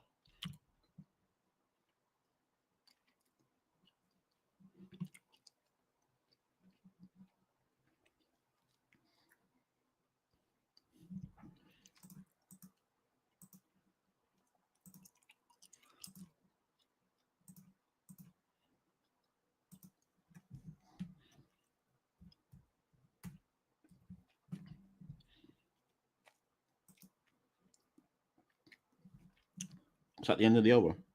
One more ball left of the 20th over.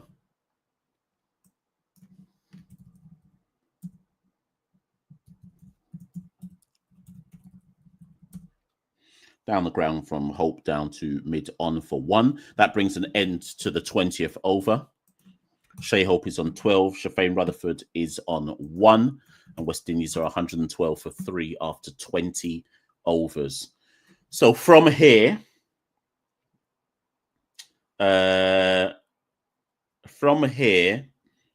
25 halfway stage. I still think West Indies should be eyeing up 300 plus. I maybe not 350. 350 doesn't necessarily seem doable, but 300 plus for sure.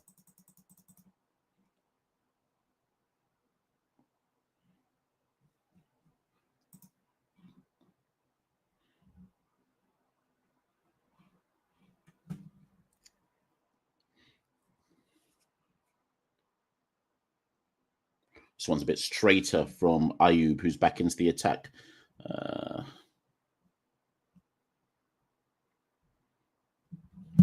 So Ayub has bowled 3 overs, 1 for 17. Looks like they're going to want him to bowl. Maybe that's wide, and Hope should help that just over backward square for Forde, just past his fingertips. It was there to be hit. So I can't say that Hope did the wrong thing. It was Ayub chucked up a wide one. Hope went down on the 1 foot for the sweep. Just out the reach of backward square.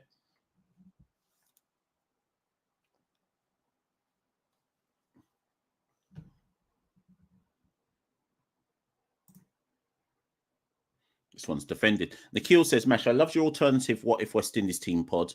Actually, he says, can you do a big wasted talents one? That's a really good idea, Nikhil. I'm just writing that down. Wasted talents. Do you know what I've been thinking about as well, Nikhil? I've been thinking about doing a lot. I've been meaning to do this all year, never got round to it. But I've been thinking about doing drafts for like as a new kind of thing for the channel. I just need to convince some people to come on the show and do it. So yeah, that's a really good idea, Nikhil. I'll speak to Santoki and try and get that one done. The only problem with doing that in West Indies cricket is I see a lot of the cricketers that you would consider a big wasted talent will punch me in my face if I call them a big wasted talent. So I'm just mindful of that. 2 runs there for Shai Hope, good running. Aaron says spinners come on and completely neutralize. I disagree, Aaron. They're actually compared to how I normally see West Indies play spin, I actually think they've been more fluent than usual. Doesn't mean we've been playing good. I wouldn't go necessarily that far, but we've been far more fluent than I would have expected.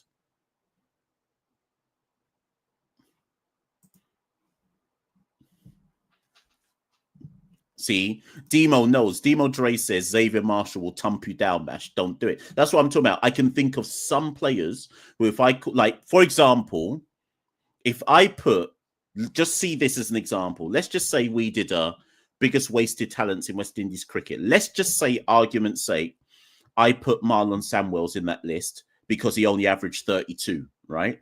Take the 2 World Cups away from it. Just say he only averaged 32, and obviously he got done for match fixing. So let me just say he was in that list, and then I put his picture in the thumbnail. The next time I touch Jamaica, Gunman is coming for me. So allow me in. I might have to just allow that one. I might just have to allow that one still, because I value my life. So,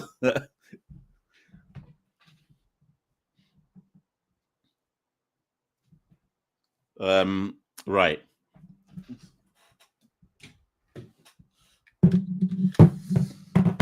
Let me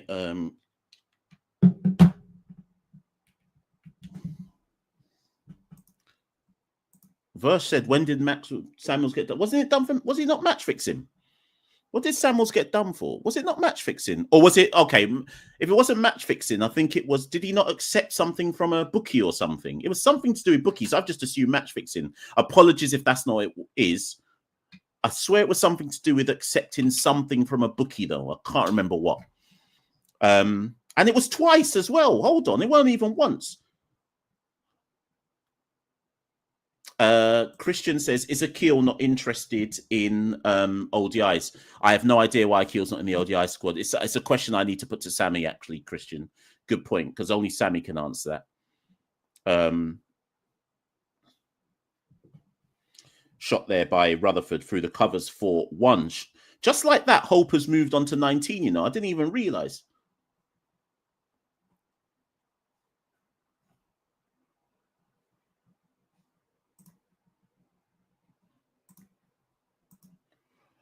Are there any Pakistanis currently in the chat? If you are, can you just identify yourself? I need to ask you a question.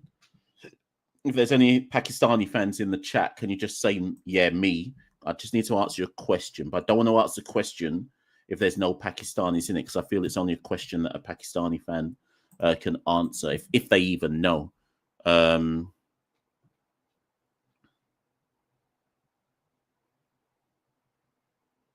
Arjun Howder says, watching the match, I feel it's been a better performance. Yeah, I think it's been good from West Indies. They've been, look, if I just read out the figures, Ayub's gone 4 overs, 1 for 23. Makeem's gone 3 overs, 1 for 15. Aga has been good, to be fair, 6 overs, number 23. But I just feel like we knew spin was going to be an issue. And I feel like we've played it better than expected, particularly if we can cash in at the back end. It's important to hold some wickets for the back end. Taif Ahmad says, what do you think about the future of cricket in Jamaica?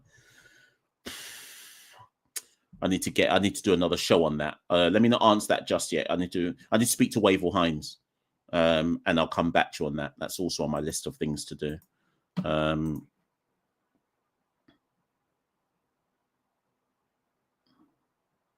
Oh, I didn't know that. Romello says Akil is playing in the 100. I had no idea about that. What team's he playing for, Romello? Is that true? I had no idea about that. If he is, I'll go link him in the UK. What team is he playing for, Romello?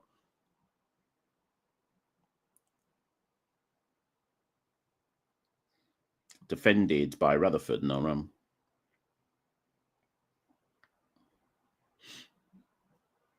right, Haneid, thank you. So, Haneid, this morning I was reading, and thank you, Haneid. This morning I was reading an article that, what's his name, man? He used to play CPL a lot. The big hitter who plays CPL. Is it Asif? Asif Ali Asif? Who am I thinking about, people? Who's the big hitter, Pakistani batter? Apparently he got arrested in England. What's his name again? Haider? Asif Ali? Who am I talking about, people? And can someone tell me what he got arrested for? He's played CPL a lot. 6-hitter. What did he get arrested? I don't even remember this story. What did he get? Because he's currently banned from the Pakistan team because of something that happened in England. But I don't know what. I was reading the story this morning, going, yeah, but what did he? The story wasn't telling me what he actually did. Oh snap! I just seen what Tayef's comment is. I swear it's Asif Ali. It's not Azam Khan, or is it Haider Ali? Can't remember his name. Is it Haider Ali? Oh, snap. I'm just reading what people's comments are. Oh, snap. Okay. Is that what he's on? Oh, snap. I didn't... That story... So Haneid said he did something on the A tour, and now he's been... And then everyone, obviously, without me putting up the comments on the screen, it seems to pertain to alleged sexual allegations. Boy, thank you for clearing that up, people, because I read the story this morning, but the story I was reading wasn't actually saying what he'd done. And I was like, okay, why is this man banned from Pakistan team? Boy. These sports stars need to stop it, you know. They need to stop. Obviously, it's all alleged, Thomas Party thing, but these sports stars need to stop acting as if because you're a sports star, that gives you free access to someone's body. Like, allow it, innit? Like, your fame or a judged fame does not mean that rules don't apply to you. Like, I don't... What is this, man? Allow it. Allow it. Stop all this, man. Right. See? Oshane Sullivan says, shut up, Mash. Women lie. Oshane, I'm going to have to block you for that. Because, you see, Shane, here's the problem, right? Whether some women do or don't lie, if we all take the attitude of that lie... I'm leaving your comment up on the screen because I have to talk on this. And this goes to all of the men who are currently in the chat. And I'm not speaking from a holier-than-thou position. I'm talking from men. We got to do better than this. You see that comment? We have to allow those comments because it's comments like that which ends up with women never being believed. So whether some do or don't, Oshane, we got to... I do not agree with that comment. Okay? That's... We live in a... We live in a male-dominated patriarchy, okay? And let's not be going down that line. Let's not be going down that line. I can't respect that line. I can't respect it.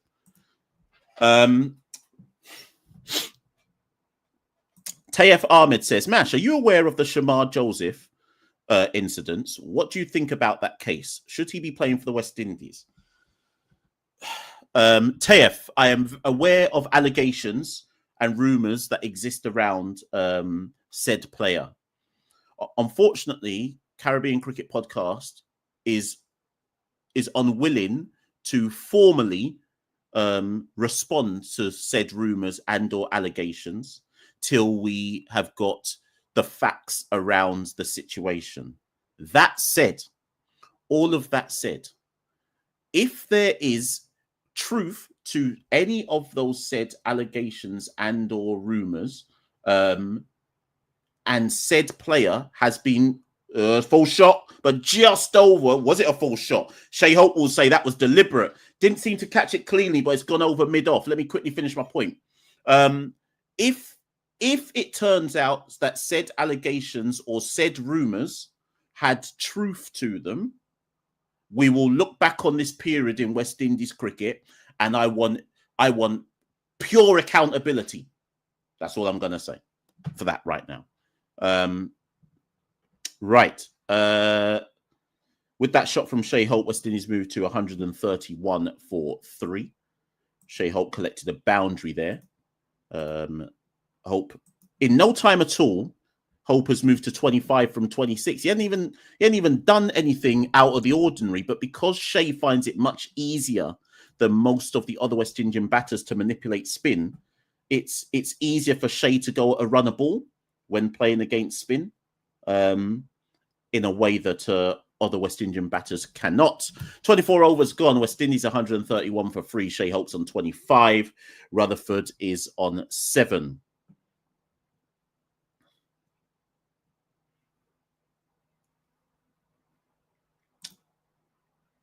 Let me put this man in timeout. Right, so Romello Hodge tells me that that Akil Hussain is playing for Trent Rockets. Thank you for that information. I will try and see if I can get some content out of Akil whilst he's in the UK. I've actually interviewed Akil before, but not like anything, not like a long, proper conversation before. Good shot there by Rutherford, and they might want to take a look at that. Naseem Shah had that fielded, or have they accepted that it didn't hit the boundary? What are they doing here now?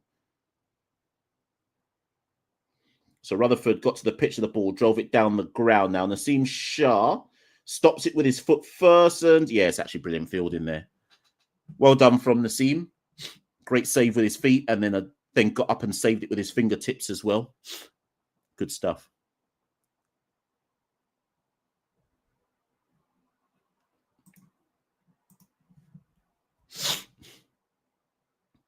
Oh, so Kira, big up Kira. I met Kira in Florida for the West Indies games. Wait, I'm assuming it's Kira as in Kira. Big up Kira.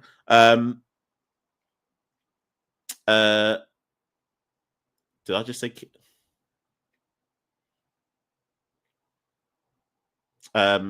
Akil's only there for 2 games? He's only there for 2 games. Why would he only go to England for 2 games? Is that how this T20 stuff works? Man will just fly for 2 games and then fly out again. Anyways, I need to go have some conversations.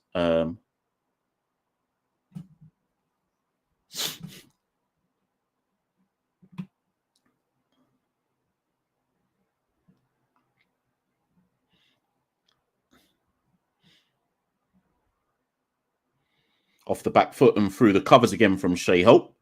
Easy peasy for him. So Hope and Rutherford. Am I crazy to be optimistic about West Indies' ODI batting lineup? If we could get another wicket taker, well, I mean, Alzari Joseph is out the side, remember, through workload management. We would be in a decent place. On the back foot, Rutherford, that's fielded though at point, no run. Yeah, so when Alzari's back, but then Alzari would probably come in for Shamar, right? So I don't know. Manav says Saeem's bowling action looks dodgy. Nah, I don't think so. Everyone study Ayub's over, please. Oh, that's the end of the over. What are you lot saying about Saeem's bowling action? Looks all right to me. I don't see any pelting issues there.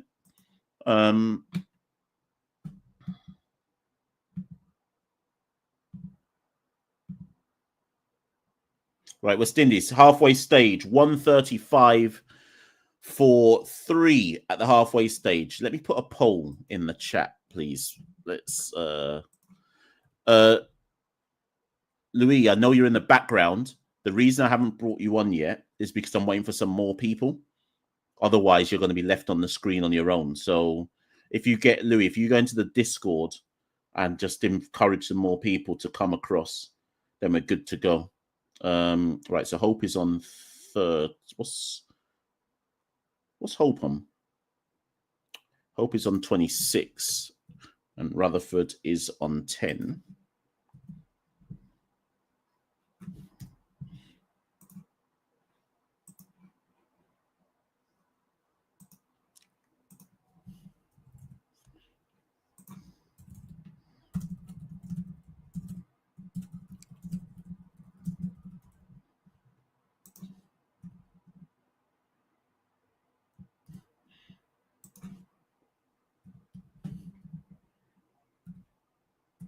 I'm putting a poll in the chat, people. So if you're wondering why I've suddenly gone quiet, look out for a poll that's coming in the chat.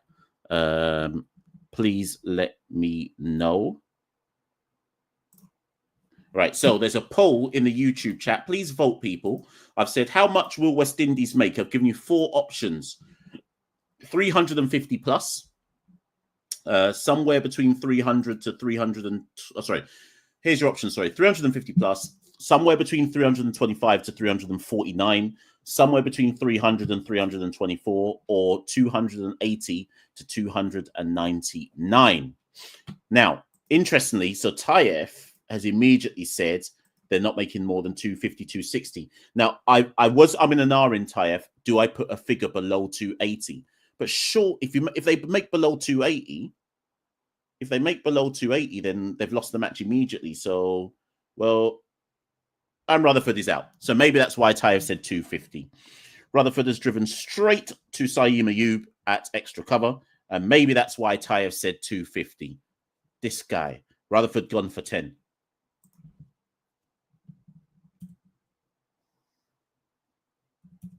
Yeah, Taif knew what was coming. He's like, these men can't make more than 250. That's soft.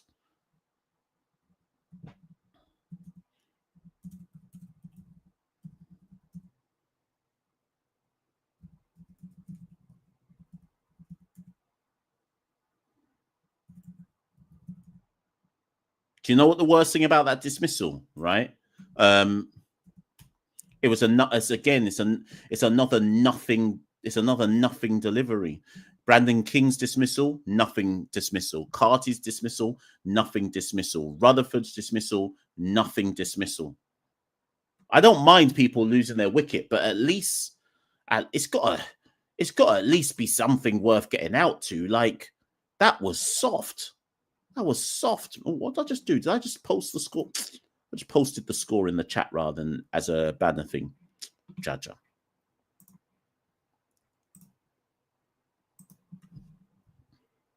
Right, so now Chase and Hope basically now have to play risk-free cricket up until about the 40th over. So actually, anyone saying 300 plus, well, boy, I don't know about that now, you know. Nothing delivery, you know.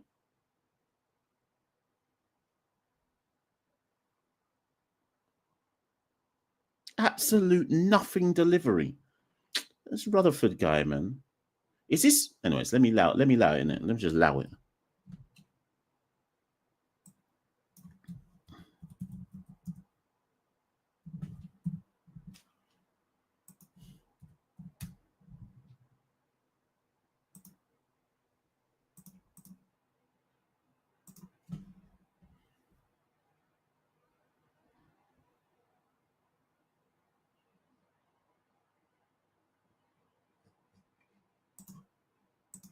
We're back to hope and prayers, I guess.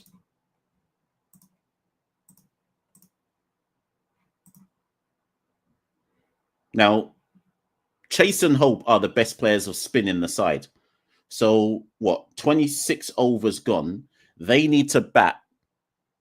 Given that Shepherd is next, these two basically need to bat for the next 15 to 20 overs.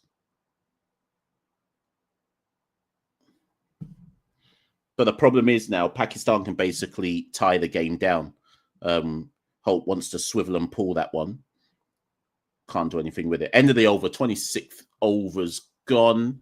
West Indies 137 for 4. Chases off the mark with 1. Hope is on 27. Let's see what you lot said in the poll. Let's go back to it. 46% of you. There's been 72 votes. 78. Anyways, the thing is going up. 41% say somewhere between 280 and 300. Obviously, that wicket from Rutherford has made everyone change their mind. Sachin says, is there a spot for Hetty in the side? Who for? Rutherford was the player of the year last year, but... Right, Ayub into his... How many is he bowled now? 7 overs. So far, Aggar's bowled 8. Ayub's bowled 7. Pakistan, how many spinners they got? Mokim's going to bowl his 10 probably. That's 30 overs of spin. Who am I missing? Is there another spinner that hasn't bowled yet? Bounce and turn there from Ayub.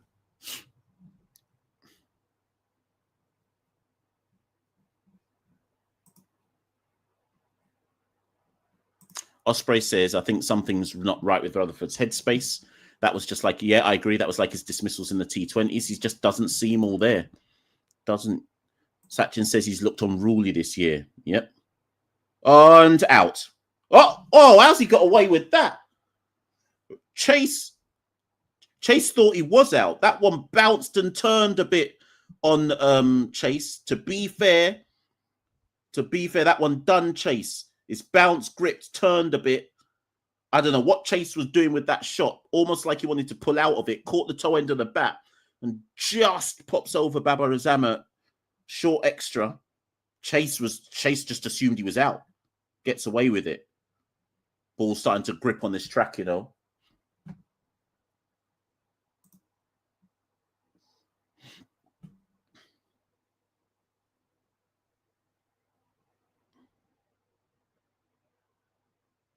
Hope tries to get forward to the pitch of the ball, no run.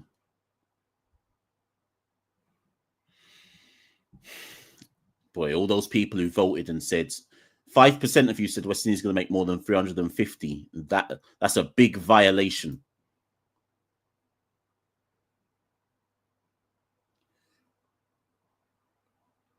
Right, end of the 27th over, one off it, 138 for 4. Is someone, fam, 138 for 4.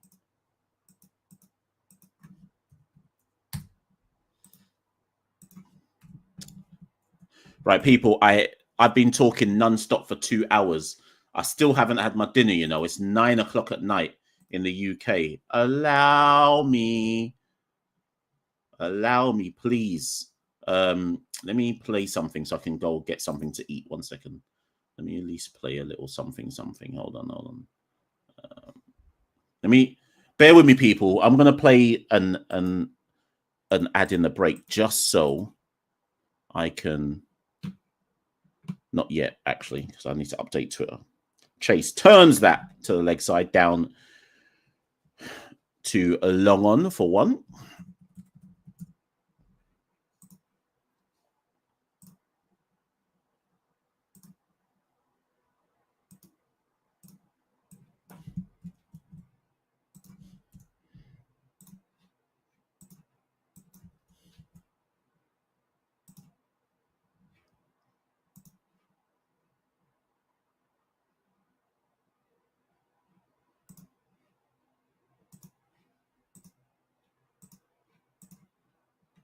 Right, Aga down the leg side and wide.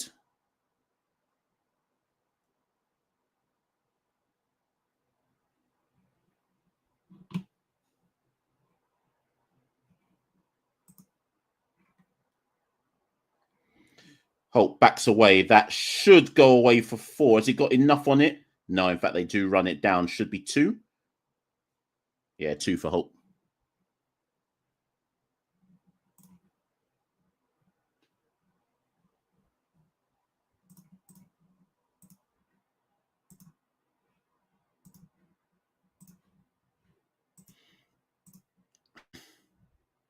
Right. Full toss. Hope down the ground dries. I'll just go to long off for 1.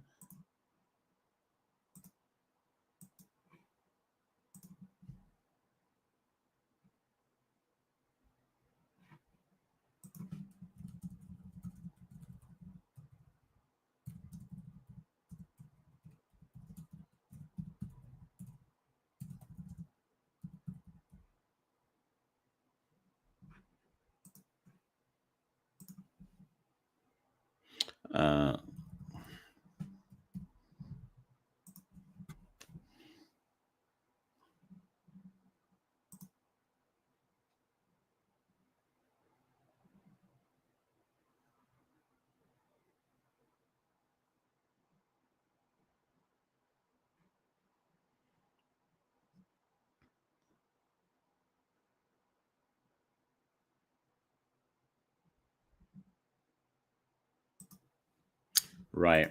Sorry, people. I was just sorting something out. Right. Okay. So there was a boundary to end that over from Roston Chase. End of the 28th over. West Indies 147 for 4. Sorry, people. I zoned out for a second. I was reading something I had to just look at. So 28 overs gone. Shai Hope is on 30 from 36 balls. Roston Chase is on 7 from 8. Spin again. Ayub to continue. His 8th over. Hope on the back foot. Punches, no run.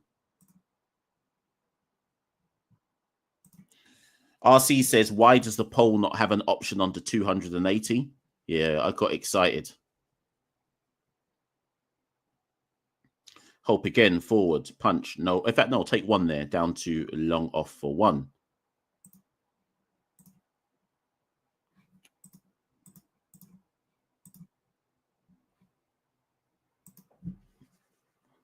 Right, I need somebody else in the Discord to come into the background and start talking so I can... That's what I'm saying. Tayyip's like, Mash, go and eat. Do you know what I mean? I'm just waiting for...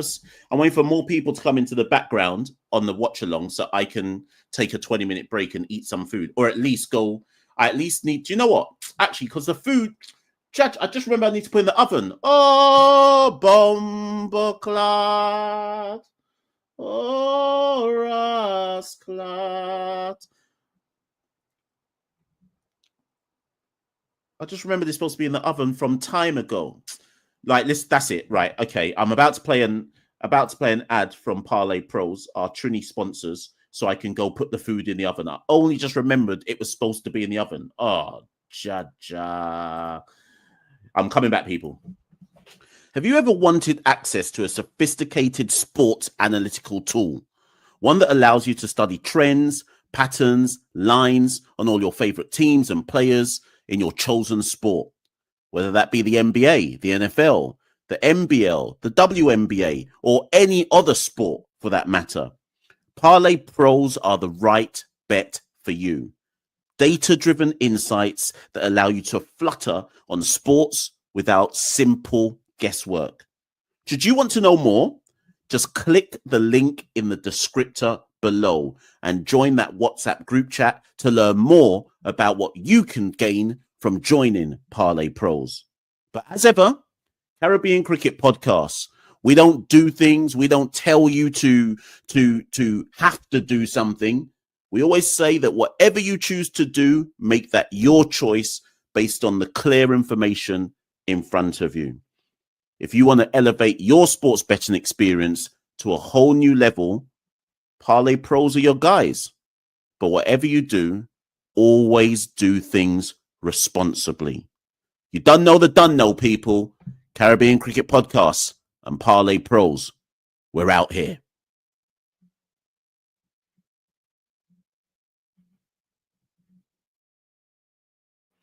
I just saw Brian Lara with Gal. That Brian Lara I just saw with Gal. With 2 gals side by side. It ain't easy.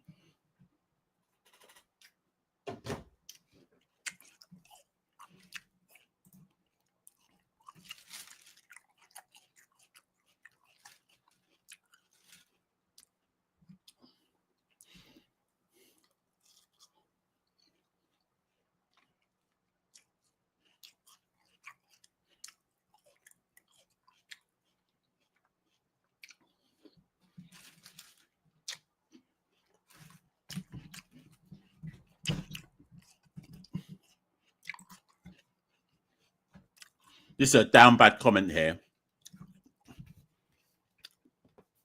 OTCG says we should be at 230 already. 230? What?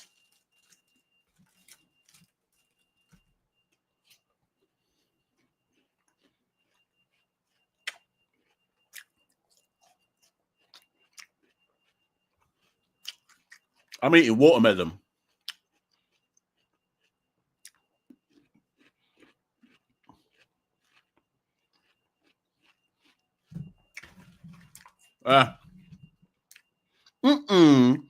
Brian Dara surrounded by 3 gal one time, you know.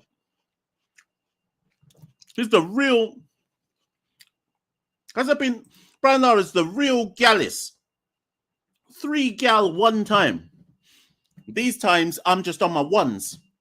Talking into a screen about West Indies. My man's comfy with 3 gal.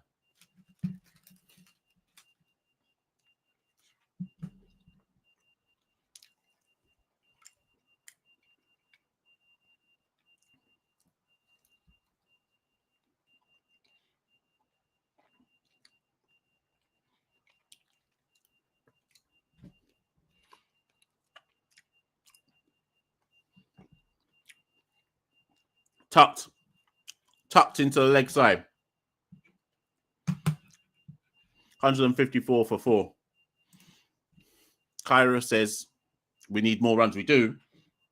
I think that Rutherford dismissal has really messed them up because they're stuck now between a rock and a hard place where they probably feel that they need to consolidate, but overs are running out. So how much time? 30 overs gone. 30 overs gone, 154 for 4. They need to work out how much time do they really have to consolidate and when do they have to start going at a tempo. They can't. Can they rely on Multi and Shepherd to show sense or to bat big at the back? Like,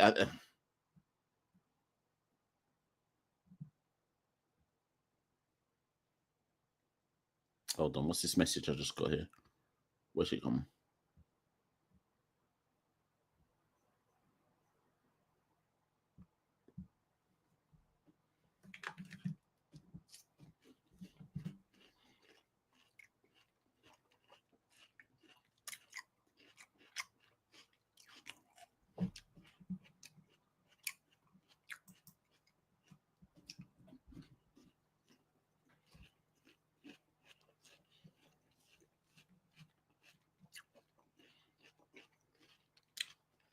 So it's one leg on the street. Nice. Over back with the square. 4 runs.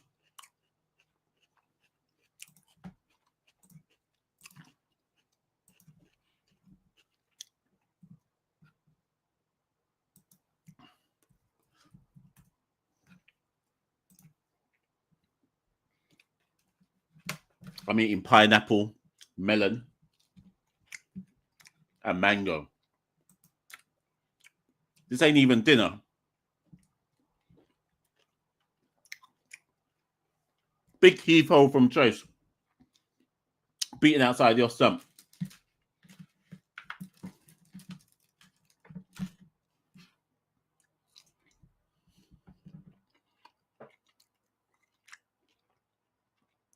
Back foot punch. 1 run.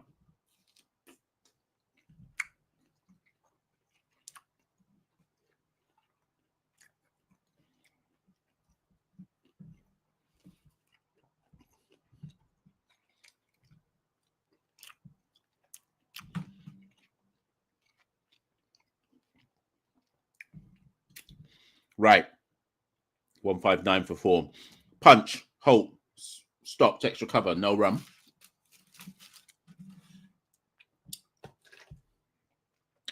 So I've been eating mango, watermelon, pineapple. Now I'm going to drink some coconut water. Yes, yes. Health is wealth, people. Health is wealth.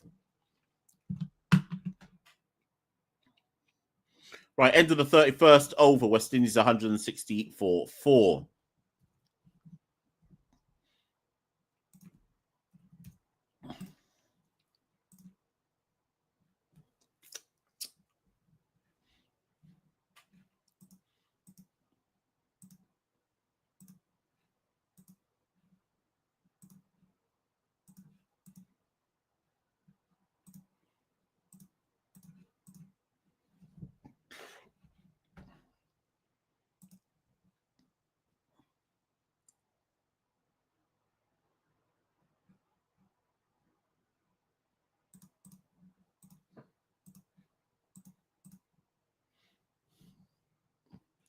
Jay says, how is the pitch playing? It's, I wouldn't say it's not spin friendly in so much as spin cannot be negotiated, but it definitely favors spin more than pace. And as the game has gone on, it's the ball has started to grip more in the surface. That's how I'd phrase it. That one's tucked into the leg side by Hope. Makeem is back into the attack.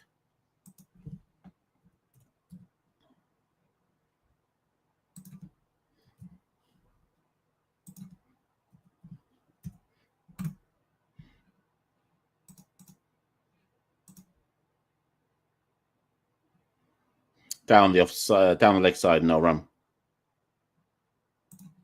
That's a wide, sorry. McKean will have to bowl that one again.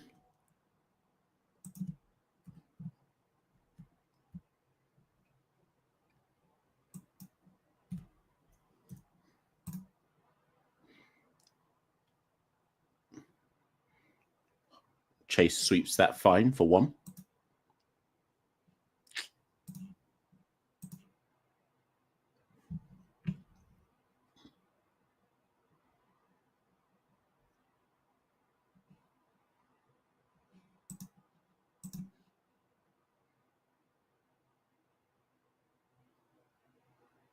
Tucked again. So Hope and Chase are just happy to tuck a nurdle for now, which is why I'm saying to you lot, at what point do you want Hope and Chase to put, I wouldn't say urgency, because the tucking and nurdling is going at like 5 or 6 and over, right? But at what point do you want them to attack? Because it's still only the 32nd over. Oh, false shot there by Chase Noram.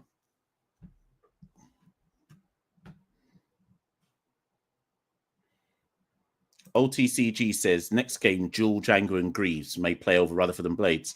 We haven't even seen Blades bowl. Like, come on, man, relax.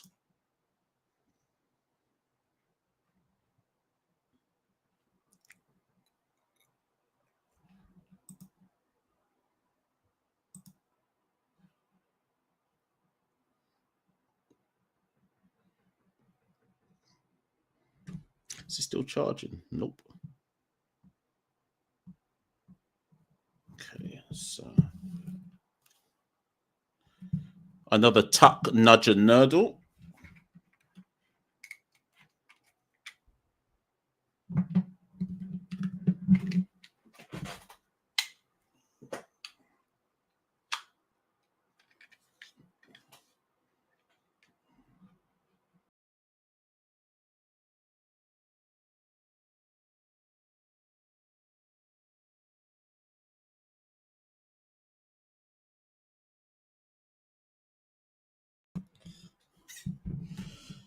End of the 32nd over, 165 for 4.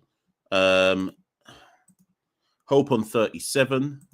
Chase on 16.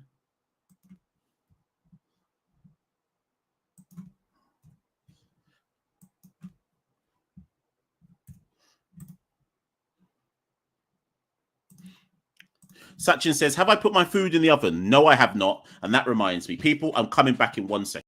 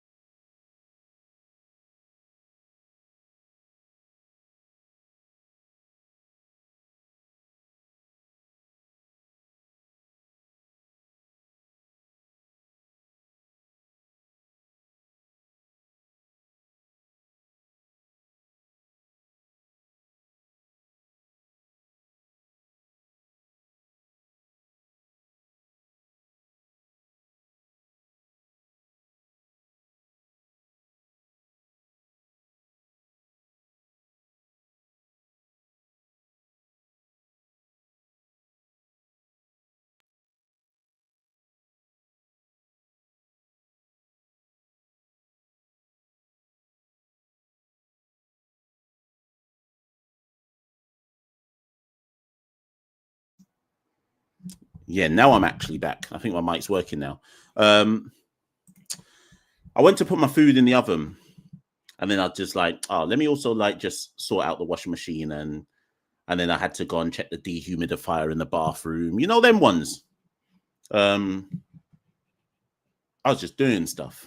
I was getting taken there. Right. Okay. So we're back. We're back. We're back.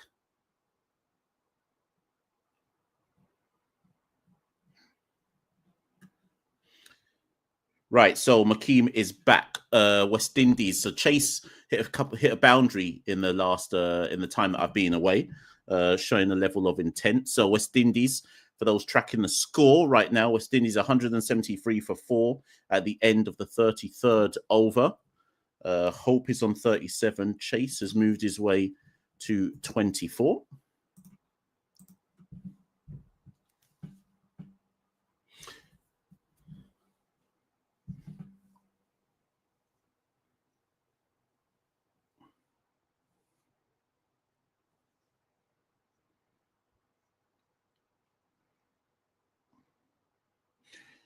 Slapped, but there's fielded there at mid-off, no run. McKean's not been good today. Even the wicket that he did get, Casey Carti's one, was fortunate. It's not been his day today. And with Ayub and Aga now off, I think they've bowled their allocation. It's going to be very interesting to see how Pakistan go over the remaining 17 and how they use their resources.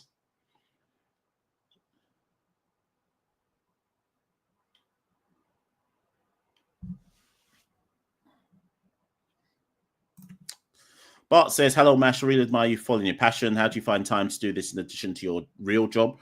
My real job, I am only doing 3 days a week from September the 1st. So I will now I'm now actually juggling the two of them properly. So what you should notice, catches Chase on the pad, but that's going down the leg side anyways. I think there was a bit of bat in there anyways. So what you will notice from September the 1st is that there will be 2 days of every week which are purely dedicated to the media work that I do with Bromley Football Club. So the stuff I do with the BBC around Bromley, sometimes cricket related, talk sport stuff that I do, cricket West Indies. So basically there will be 2 days every week, which is now dedicated towards media related stuff, including the podcast. So it's very much now reached a point where hopefully from September, it's no longer a case of how do I juggle the two of them. It's now about, because there's now dedicated time for the two of them, if that makes sense. So it's just about making sure it can financially work, I guess. But if you don't, there's no reward without a risk. No risk, no reward. So we shall see. I've already got some dates in the diary in September to do some BBC commentary. For some county cricket commentary. Got some plans in place to grow the podcast. Yeah, so watch this space. Watch this space. We'll have to just wait and see, you know. What I don't doubt, and you can call it bossy, maybe it's the Jamaican in me, I don't know, but what I don't doubt is I have never questioned my ability. Like, I genuinely believe that I'm better than a lot of people at this stuff. And that's I know it sounds highly arrogant, but if you don't have confidence in your own ability, who will? So it just is what it is, you know? So yeah. Tony Cozier, the one attribute to take from him, Tony Cozier was thorough. And you know what Tony Cozier had, which a lot of and this is where a lot of our media needs to get better. But then at the end of the day, the thing is, everyone always thought, not everyone, Tony Cozier wasn't just a one-trick pony. He wasn't just a commentator. Tony Cozier was a journalist. He was a writer. He was a cricket historian. He could be just as good on radio as he was on TV, right? And some people are only good on one of those things. There's an episode we did with Fazir Mohammed where he spoke about all the different things that Tony Cozier did. There'll never be another Tony Cozier in the Caribbean. But the biggest attribute to take from Tony Cozier, gravitas. The greatest What's this now? Oh, they're trying to get the ball changed. Oh, no, they're selecting the ball that they're going to have. Oh, they're selecting the final ball. Right. So, yeah. So I think the greatest attribute you can have as somebody who talks on any sport is gravitas. But my meaning of gravitas in this sense means that when you speak, people feel obliged to listen. Michael Holding had it. Obviously, he doesn't really talk on cricket anymore. Bish has it. Like, if when you're speaking, someone feels they can just switch off, then like, what is the point of you? What's the point of you even talking in the first place? If somebody treats your voice as background noise, then you ain't got nothing worth saying. Did you get where I'm coming from?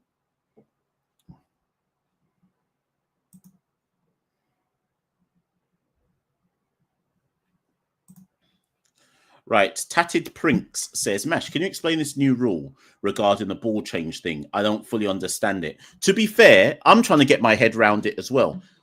If I'm not mistaken, I'm sure there's somebody in the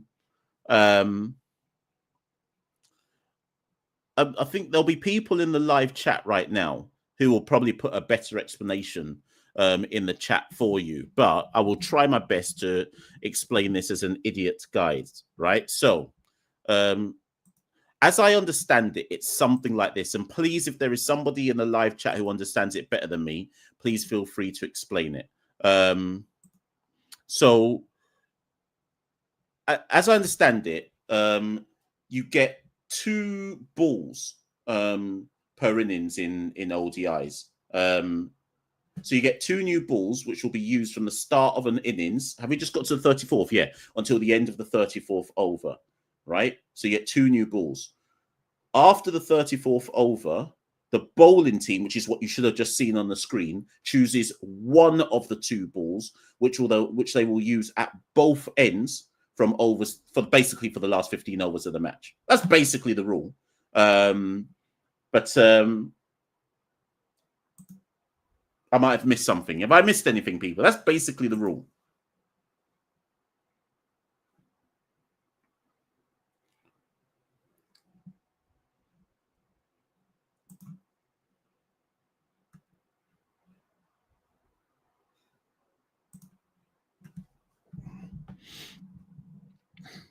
Anyways, last 15 overs, West Indies 175 for 4. Assuming West Indies get 100 off the last 15, which is the bare minimum, they should reach 280-ish.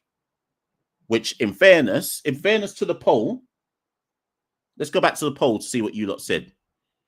48% of you said West Indies will make somewhere between 280 and 299. 27% said 300 to 324. It kind of feels like it's going to be somewhere in that bracket.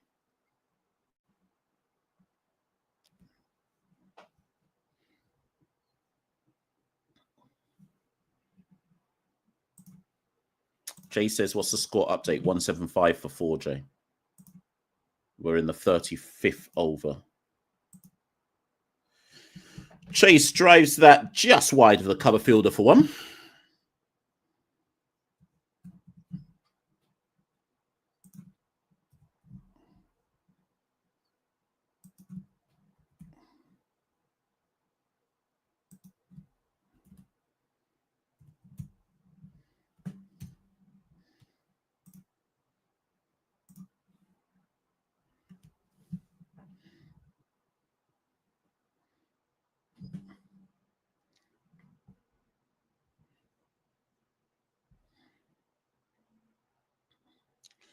In a caution of the bat there for Hope, but it's enough power on it to come through for one. Hope moves into the 40s.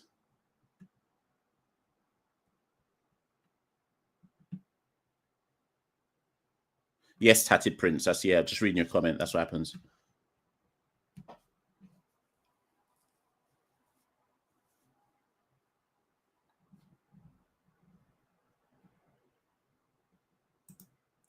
No, Sachin, the food needs to be in there till 20 to 10. 20 more minutes.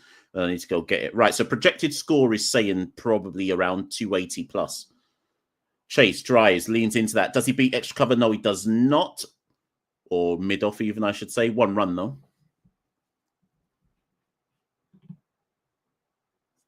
This is a good point from Machel Douglas. Machel says, I'm happy West Indies are now in a place where I feel they can make 280 plus consistently. 2 years ago, we was, 100%. I think people have completely forgotten how far this ODI side has come. Remember, people, in the World Cup qualifiers, we were horrendous. This ODI team has come from a position where they lost to everyone to now actually being at least good in home conditions. Being good away from home, that's another story altogether.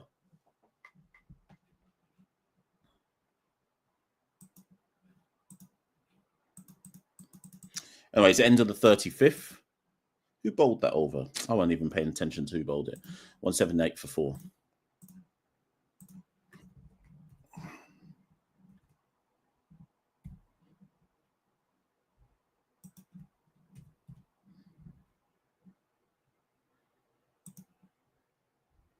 So the partnership is 42 from 59 balls.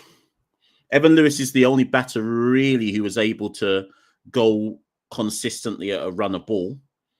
One of these two is going to need to up the ante probably around now, 35 overs gone, 178 for 4. I reckon now is where the ante needs. Yeah, the ante needs to start from now.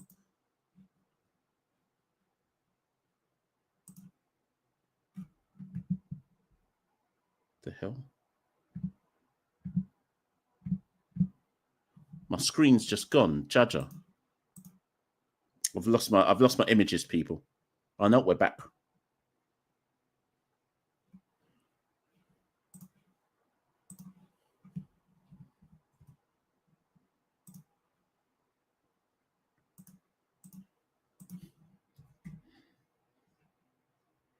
So McKeem is in for his 6th over. Hope doesn't beat. No, it's a fumble from the cover fielder. So he might. No, doesn't run the single. Doesn't run on the misfield.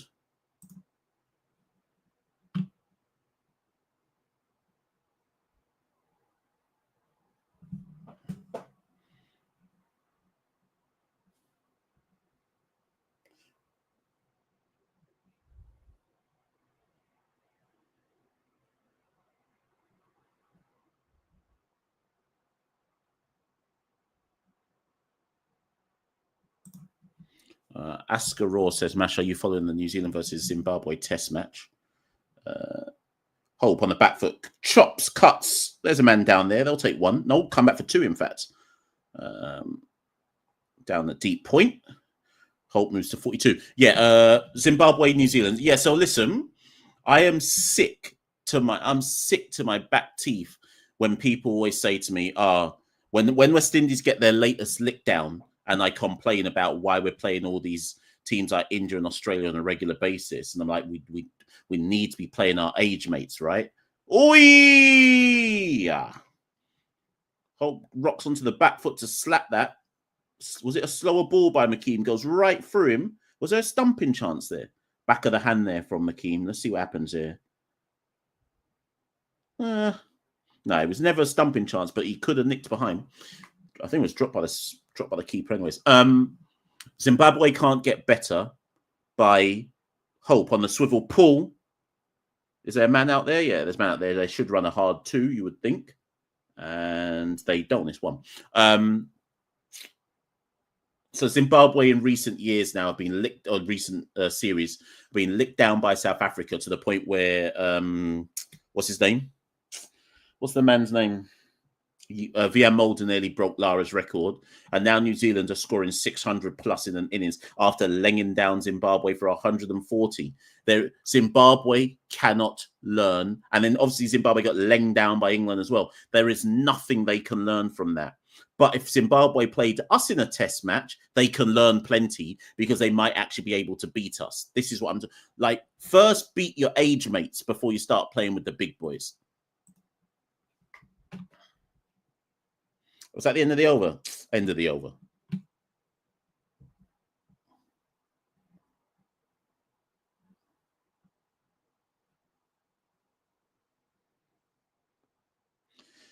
Tucked leg side, Hope. Another single. So I said that they needed to accelerate.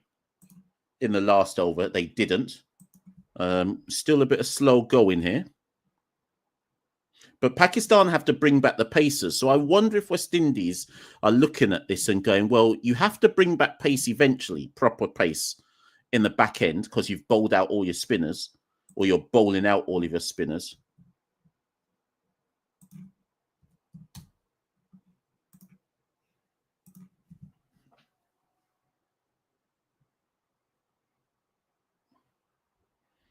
Nonsense shot from Chase. Tries to paddle. Nothing happening.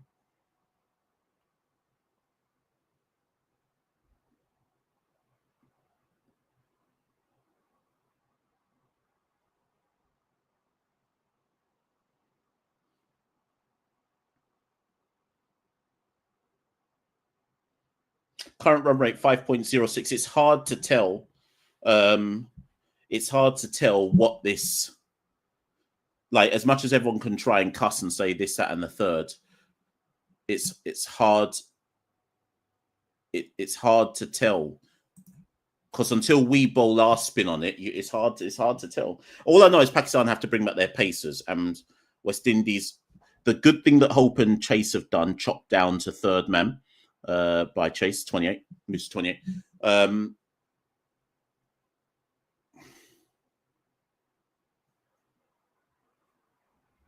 I did ask when Chase came in that Chase and Hope take this as deep as they can to allow Shepherd to come in the last 8 or so overs. But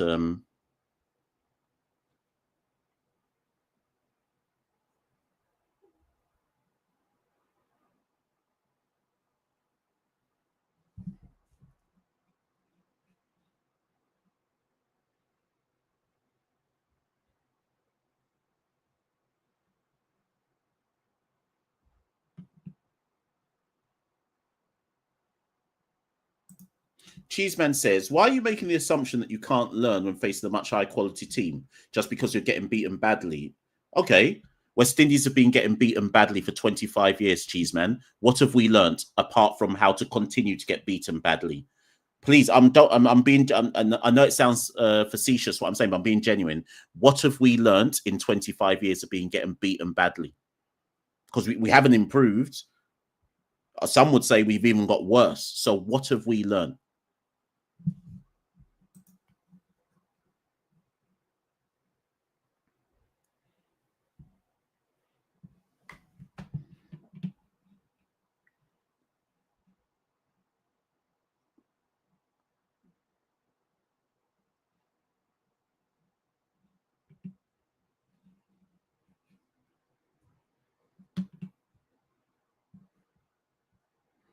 Right, so I'm just looking at how. So are they going to ask McKean to bowl out his remaining 4, and then ask Shaheen and Naseem? Shaheen and Naseem have 12 between them. It's going to be interesting to see how Pakistan use their overs here. Hope through the covers for 1.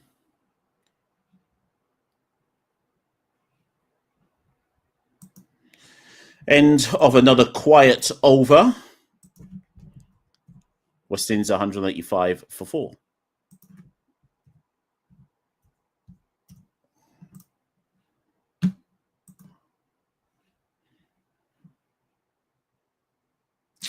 Cheeseman, I'm sorry. I know, like, obviously you're going to get vexed, but your argument is nonsense, right? We have been playing these teams for 25 years. Your argument is playing them exposes where we need to improve. What have we learned in 25 years? We know where we need to improve, and we still haven't improved. So what do you mean it exposes it? We haven't improved. It's exposed nothing. It's just shown that we're shit. We need to play our age mates. Right now, Cheeseman, if we went to Afghanistan, do you think we win a test match? Right? Do you think we can beat Afghanistan in Afghanistan? Do you think we can beat, and when I say beat, I mean win a test series. Do you think we can beat Bangladesh in Bangladesh the next time we go there in a test series? Do you think we could go to Ireland and beat Ireland away in a test series? That's out. That's gone way up in the air from Hope. Has he given it away? No, it pops in the deep. I thought that was out. He gets away with it. Reached out to McKean there and gets away with it. Suggests that he's probably under pressure. and feels that he needs to up the run rate.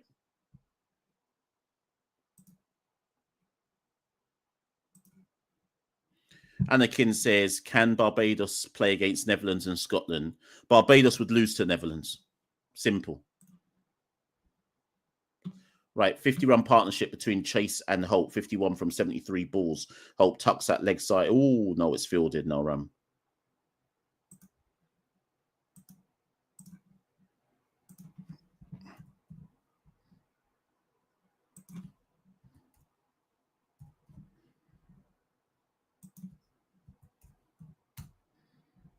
Hope slaps it down the ground. No run. Looks like he wants a new bat.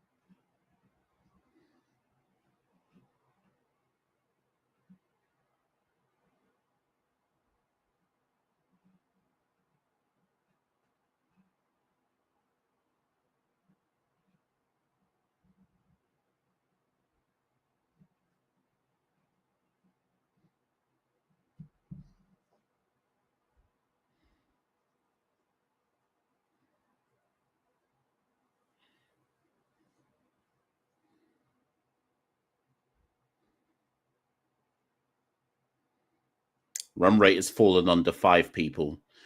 This is entering, even though we don't know how Pakistan are going to go, this is entering stinky territory. Like, Shepherd is waiting in the hut. These two need to now get a move on. Now, it's easier said than done. McKean still has 3 overs to bowl. 3 overs and 2 balls. So I assume that Pakistan will bowl him out, given that West Indies don't know how to get him off the square, really. But then that means when Naseem Shah and Shaheen Afridi come back, they are going to have to target them.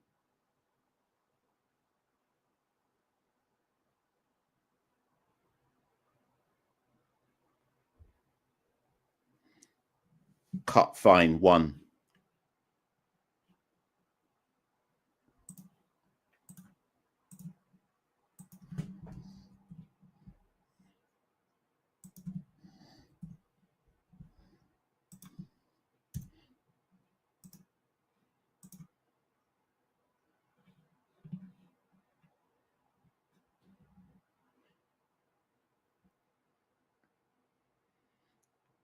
No run. End of the over, 188 for 4 of 38. Shai Hope 48, Chase 28. This is looking like 280 at this moment in time.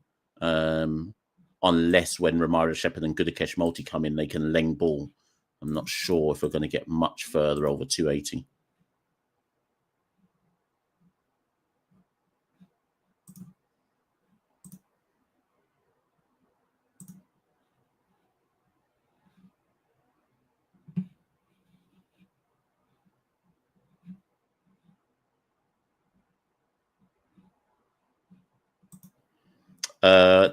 In short, Tayef, no, I don't see any Caribbean nation being at the Olympics. Osprey's the person to speak to about that. He's the one who's been studying the Olympics thing. I don't see any Caribbean nation being there. From once they said that USA was going to be there, I was like, yeah, no Caribbean nation is going to be at the World Cup.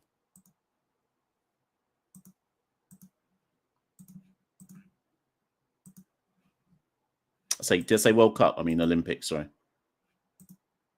Right, have they brought back pace yet? Right, Shaheen is back. So 12 overs to go.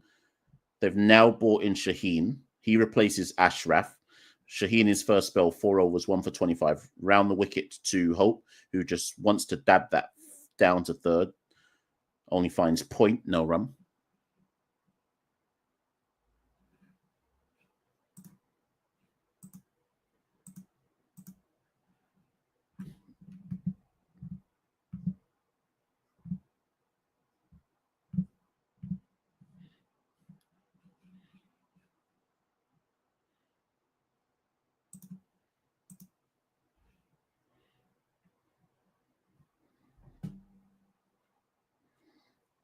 Again, no run. Hope's faced 70 balls, you know.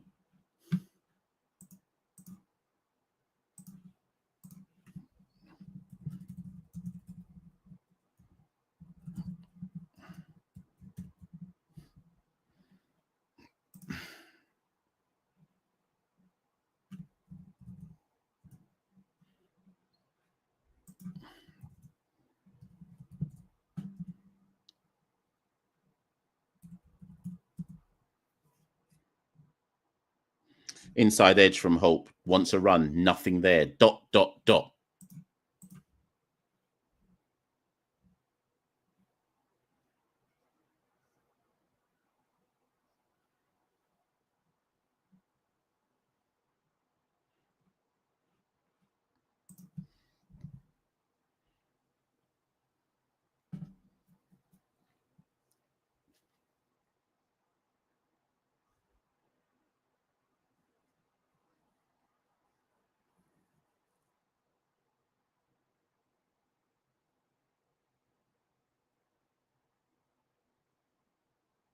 Oh, what's that? What's that? Oi, Joe and Miss Phil. Hope will get one there. That was rubbish fielding. Rubbish shot, rubbish fielding.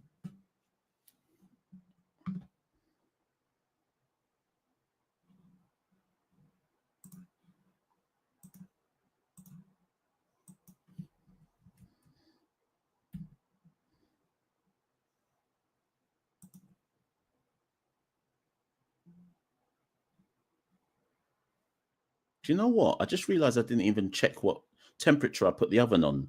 Oh, bomboclat.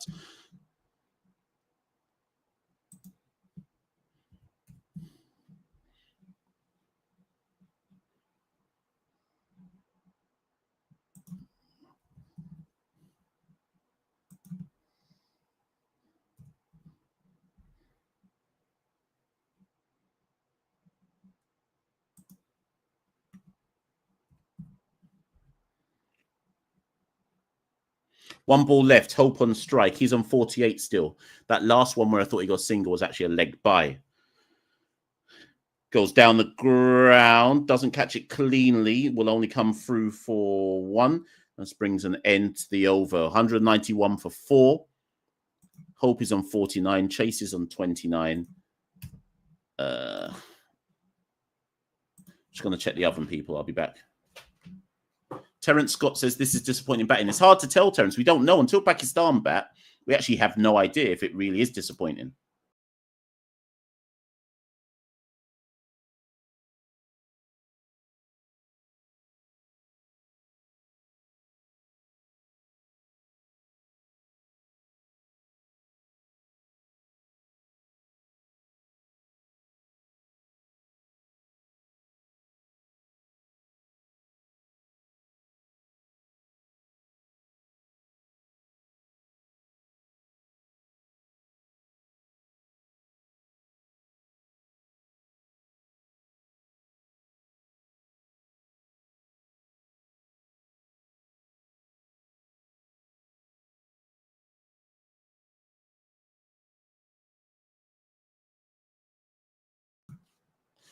Yes, people.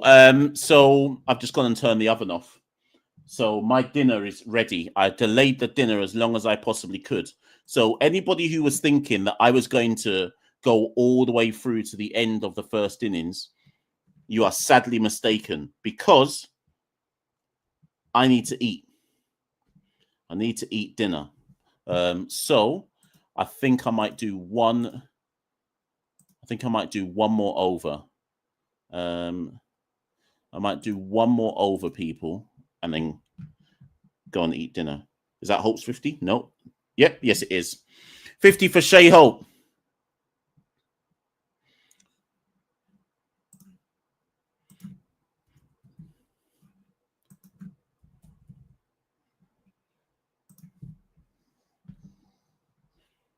$29 ODI 50s for Shai Hope.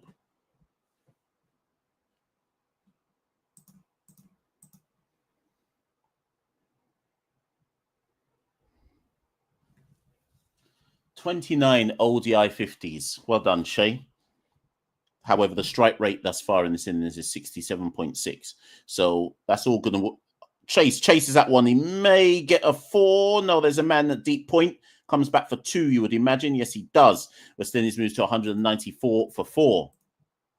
Just flew over the head of Point. Point was never going to catch it, but some element of risk to the shot.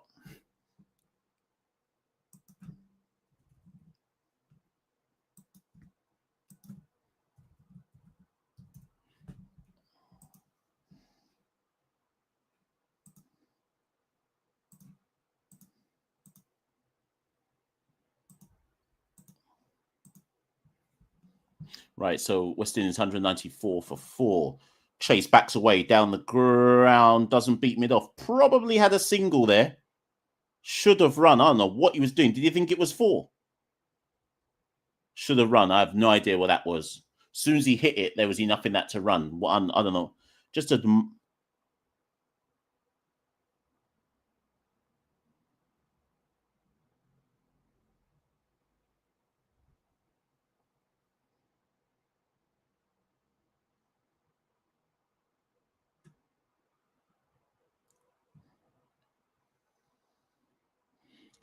Naseem back into Chase. Swivels on it. Doesn't beat short mid wicket. No run. Still only 3 off the over, though. 4 balls, 3 off the over. Manav says, only one specialist spinner on this track, good or bad. It's hard to tell because West Indies, in Shamar Joseph, West Indies have somebody who's actually quick. And we have to see how Jaden goes on this track. So, I don't know.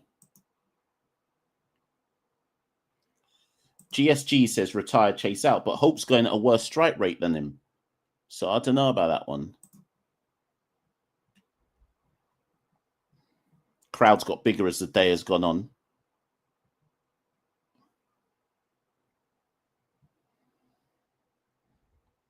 Hope, Chase, sorry, this time does pull on it. Should 2. Is there 2 there? Or is it only 1? Ah, boy. Just 1. 4 off the over so far. 1 ball to go. Naseem, none for 27 or 4.5.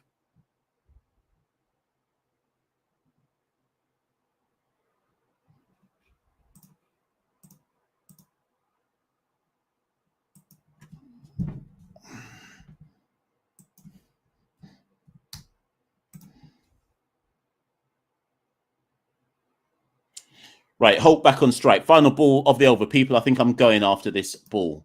Got to go and eat dinner. Thank you to everyone who's joined in live. I've done what? Nearly just shy of 3 hours. I forgot how long innings go in cricket, in ODI cricket. So long.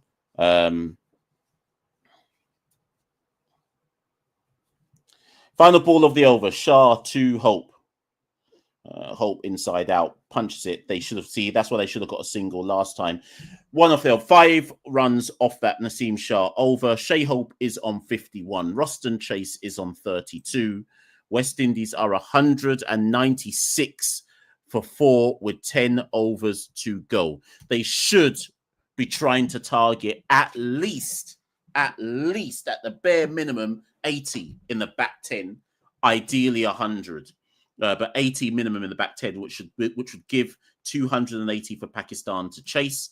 We'll have to see if that will be enough. Listen, people, I'm going. I completely underestimated how long this would go. I've given you 2 hours and 50 minutes of my time. You lot enjoy the last 10. For those of you who are in the Discord, I'll see you in the Discord group shortly for the rest of the match. If you want to be in the Discord, become a Patreon. You can see the ticker tape below. www.patreon.com/Carib Cricket. If you become a Patreon, then I give you the access link to the Caribbean Cricket Podcast Discord. Join us there. That's where the community chats a lot during matches in order to discuss the cricket as it's going on, etc. So that's always an option for you as well. That one is shoveled, and that's a 4. So West Indies, as I said, I was going. Can't stop, won't stop. Can't stop, won't stop. West Indies, 200 is up. Shai just scores a 4 as I'm trying to do my outro. He moves to 55. Shaheen bowled one down the leg side and Shai Hope gobbled that one up. So 200 for 4. Shai Hope on 55. Chase on 32. People, listen, I'm not going to stick around because next thing I know, there's going to be another 4 and I'm going to feel like I have to stay here. Let me just do one more ball. Just one more ball because they're trying to dangle that carrot. They're trying to dangle that carrot of hope to me. Shaheen Shah. Let me look at this last ball. Shaheen Afridi into Shai Hope. And caught and out. Goodbye, people. Shai tries to send that to Barbados. Catches the outside edge. Rizwan takes a catch behind the stump. Shai is out. I shouldn't have stayed for the last ball. I blighted the man. Shai is out for 55. Maybe it's a blessing in disguise because it brings Romario Shepherd in and he knows what his agenda has to be. Shai goes for 55. West Indies 200 for 5. I am getting out of here because my goat mouth just blighted the team. See you all very, very soon. Go and become a patron. Join me in the Caribbean Cricket Podcast Discord. Shai 55 for 77. Chase is still there on 32. Romario Shepherd's about to come in. King Multi is behind him. Can we get to 280? I'll be in the Discord. See those who are in it. If you're not in the Discord, become a Patreon. I'm going to go eat my dinner. See you all very, very soon. West Indies Cricket, Caribbean Cricket Podcast. West Indies Cricket.